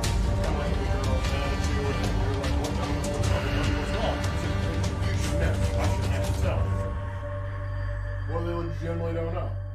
Some people just see different things in you, so you may have to, point it out. And that's the thing. That's what annoys me. That's what annoys me. It's like, people have been saying this for the long time. They just love, like, for example, I got someone in the comments a second ago saying that all they did was re-nerf Lawbringer. And I'm like, no, you didn't pay attention to what he said. He said that all these changes they're talking about are not changes to live Lawbringer, but to the previous testing ground. And the big complaint about the previous testing ground was he was way too strong. So they're nerfing some of what they did to him. This is not affecting the live Lawbringer, this is affecting what they did in the previous testing ground. And it's not live yet. They're still working with it. And he said, please give us your feedback. We got a lot of negative feedback on the last Lawbringer, and we're glad for it. We're glad to get that negative feedback because it helps us make a better character. So if you don't like these changes that they're making, say so. They will take it in stride. But if all you do is say, you don't know what you're doing and you hate the game, uninstall, they can't make any changes. Because all that tells them is, oh, well, okay, you don't like the game. Move on. And maybe you don't like the game. Maybe to you it's just, no, I'd rather play Warframe. And again, I don't understand why. That's the thing that happens a lot. Warframe may be a fine game, but why did people always say that? Like, I'm quitting For Honor and going to Warframe. Is Warframe somehow similar to For Honor, but better? It is. Yeah, but that doesn't bother me. What bothers me is this constant pessimism. Most of the changes, particularly the ones in the patch notes, I like. These are good changes. And the testing ground changes, I'm not against them.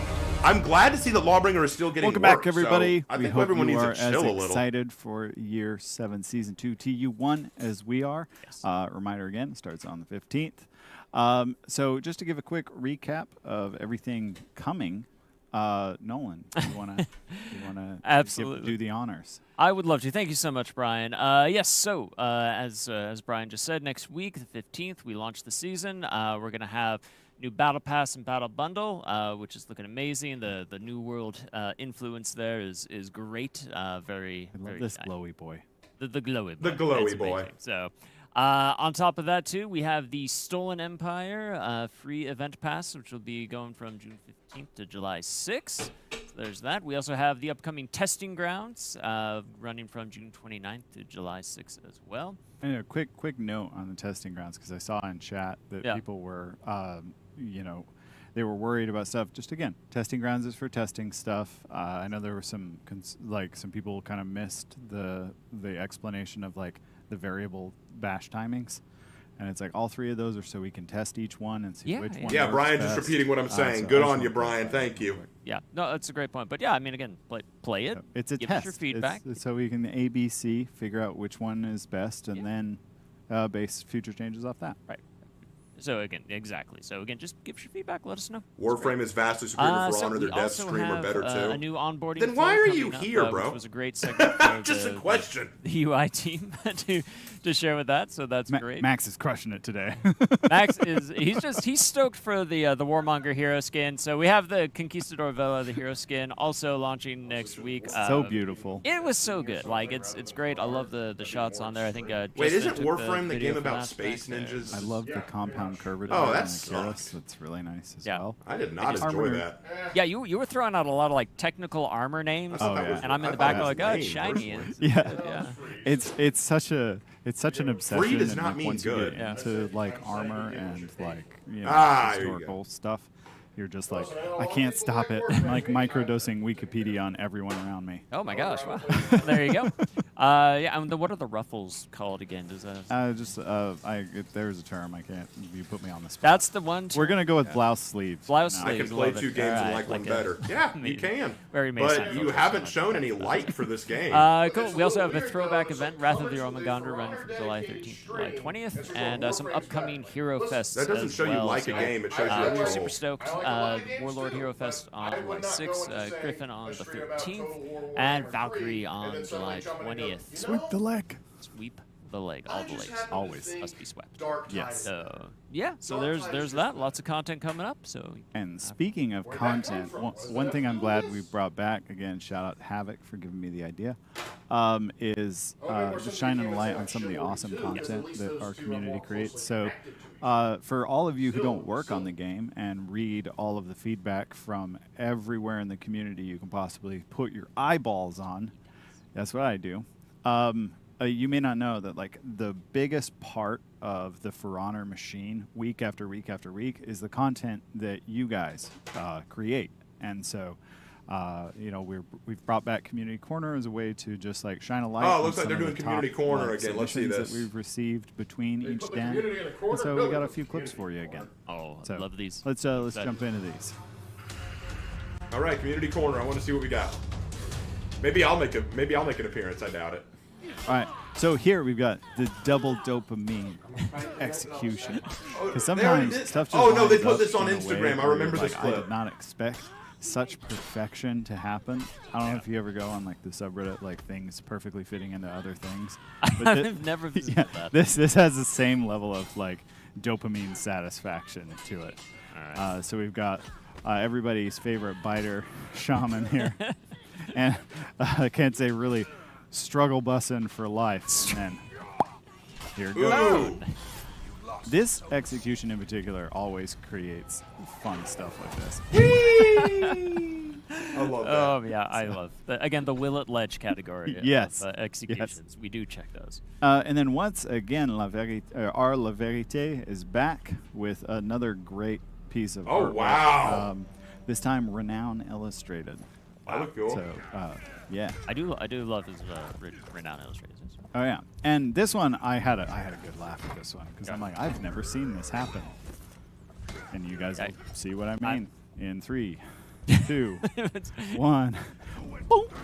Whoa! What? Screwed the Oh timing my up. gosh! What Oh my gosh! was Wow. that? Tie. Our game has those. Yeah, That was I was like, I've amazing. never seen. Like, Oh, look at this. and then I love this one. The guy's 6-year-old little brother. 6 years took his old? A school 6-year-old sketchbook drew and, that? like, sketched out That's all of it. awesome. It's really awesome. I mean, I wish that 6-year-old because I don't even think I could draw that well. So.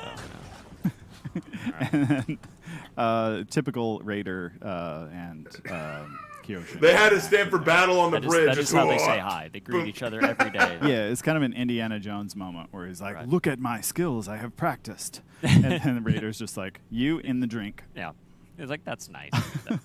And then speaking of content, I've lost my place in the content. Oh yeah, we have an upcoming tournament being run by Pharaoh. That's right. This is part of the Crusade Against Cancer because fuck cancer. Oh, Crusade We got Against permission Cancer. to say that today because Cool. it's true. Yeah, Yeah. it is. So yeah, it'll be 4v4 Dominion if you're interested. Deets are right there, and you can always hit up Mr. Spaniard or Mr. Nutella if you're like, I'm interested. They'll get you all the deets. Yeah. So, yeah, keep up the great work there, though. Too. That's really cool. An amazing cause to fundraise for. So. Yeah. So there's that. I mean, we've had a lot of players in the community be over the years, be personally impacted by cancer. So it's something that like the community takes really seriously. I think everyone takes really seriously, but like For Honor in particular is like, no, if we're gonna have a crusade, let it be against cancer. Agreed. So, good stuff. Yeah, and then one other note. Speaking of content, we partnered with Era DeLupi and the artist Menacide again, like we did last year for the year 1 through 5 lore recap.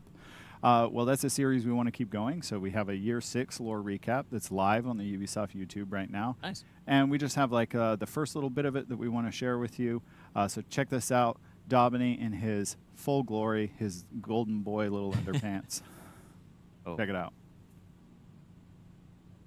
Oh, we watched this. All right, well, I'll mute it for now, and we'll talk briefly about this. 1 second. Okay, so I want to say this. So far, I really like what I'm seeing with the new season. The art looks great. The new Battle Pass weapons look phenomenal. The patch notes look okay. I'm very pleased with what I saw in the patch notes. The testing grounds, I have some questions about it. I'm curious to see what they'll do with the bash changes. I don't think it's a bad change. I think it's just one that we need to be very careful of. And then we also have... Oh, we're done. Okay.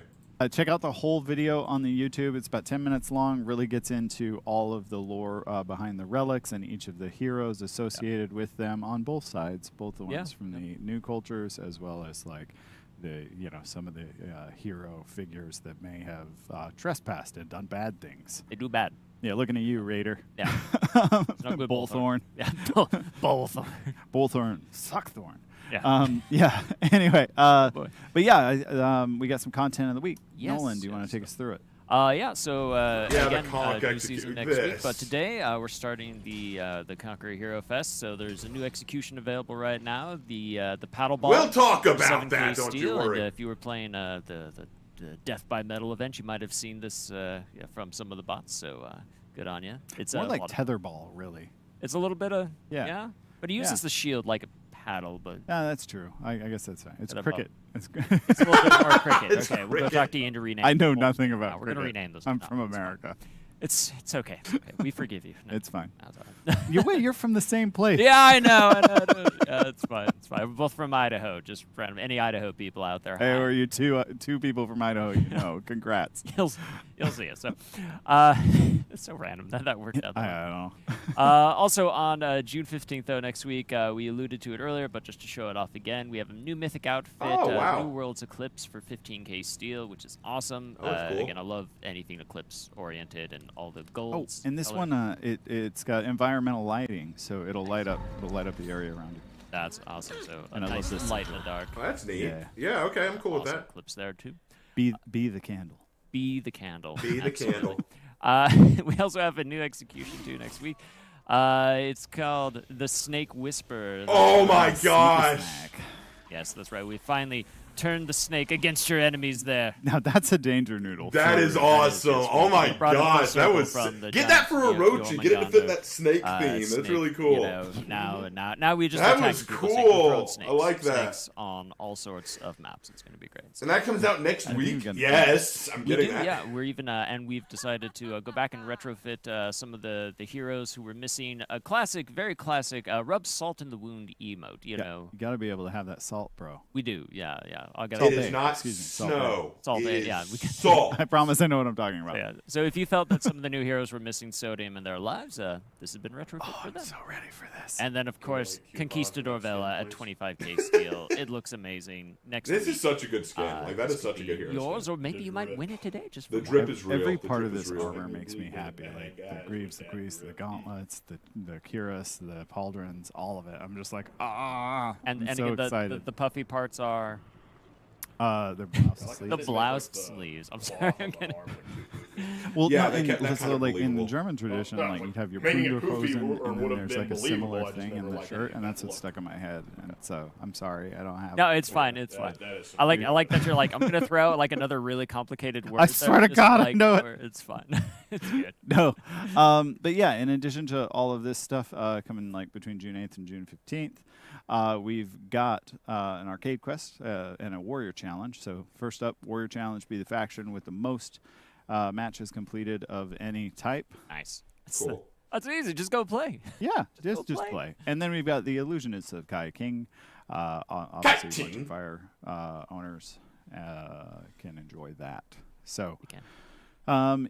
Other than that, I believe that's everything. It's a lot. Except for the reminder to Oh, yeah. follow us at For Honor Game on all the things. We On got all the things. standardized Follow them across at the For Honor board Game now. on all the 157. things. That's good. Crushing it. Hey, Um, never give up though. never give up. We always, never surrender. Yeah, we got to move forward. There's always more to do. Always. So more to do. yeah, follow us on Instagram, Twitter, and right here on Twitch. Because if you're not following on Twitch, that's awkward because you're watching. It is right a little now. weird. But there's 30% of you aren't. So like do it. Just click smash that scavenger smash that crates follow that button. you're missing out on by not. Oh, come on. So many scavenger crates. But yeah, thank you everybody for joining us for yet another awesome Warriors Den. We hope you're excited for the changes, for the excellent Mamistador skin. What are you saying? 180? Oh, 180 live streams. Oh yeah, this is our 180th Warriors Den. The I almost forgot to 180th mention Warriors that. Den. Well, that deserves a 180 reward. dens. Dang, that's Yeah. awesome. Milestone. Wow. So like we're 20 away from 200. We'll have to do something cool for 200. I don't know what. If you get to 200 Warriors Dens, I will be very pleased with you. Yeah, we got like. I mean, if that's how you want to celebrate, I mean, I'm not going to tell you no. It's the best of the fast food burgers. I mean, it's really good. I You're just right. started a war in chat. We're going to have talks, Brian. Anyway, Five thank guys you, all Thank day. you so much for joining us, Nolan. Thank you for hosting with me. Thank you for having me, Brian. And yeah, it's been awesome stuff. So. And we will see you on the battlefield. On the battlefield. All right. Well.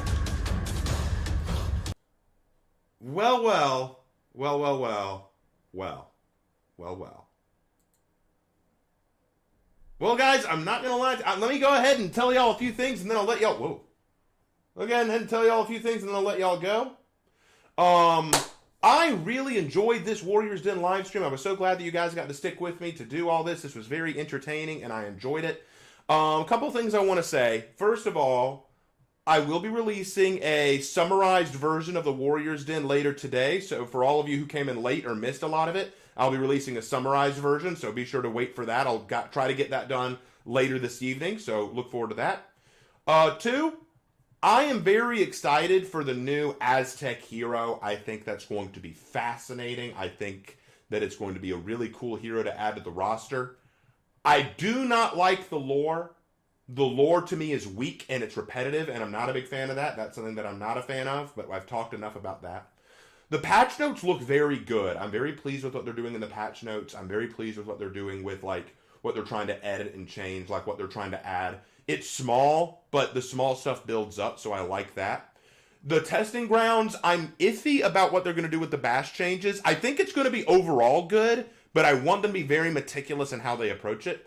And then as for the Lawbringer changes, I think a lot of people missed what he said when he said that the changes to Lawbringer are coming from the original testing grounds, not the live version. So everyone who thinks, oh, they're nerfing the live version, no, they're nerfing the overpowered testing grounds version. So please keep that in mind before anyone loses their mind on this Lawbringer. Okay. Now let me end with this. I still love For Honor, despite the problems that I see in it. I think that I do think it has problems, but I still love it. I'm glad to have a community of fans like you guys who love it as much as I do. If you don't love For Honor and you don't, and all you want to do is just talk trash about it, I understand that you may not like it, but our goal here is to be honest and positive, and I will be honest here. My honest opinion is For Honor is flawed, but there's no other game like it, and I want to see it continue to prosper and improve and do well. So let's go at this with an upbeat mindset rather than trying to drag other people down. Not saying anyone in particular is doing that, nor am I calling out anyone specifically, but if the goal of a person is to come into the chat to say that the game is trash or that I am trash, I don't care. I'm not going to take you seriously, to be perfectly honest.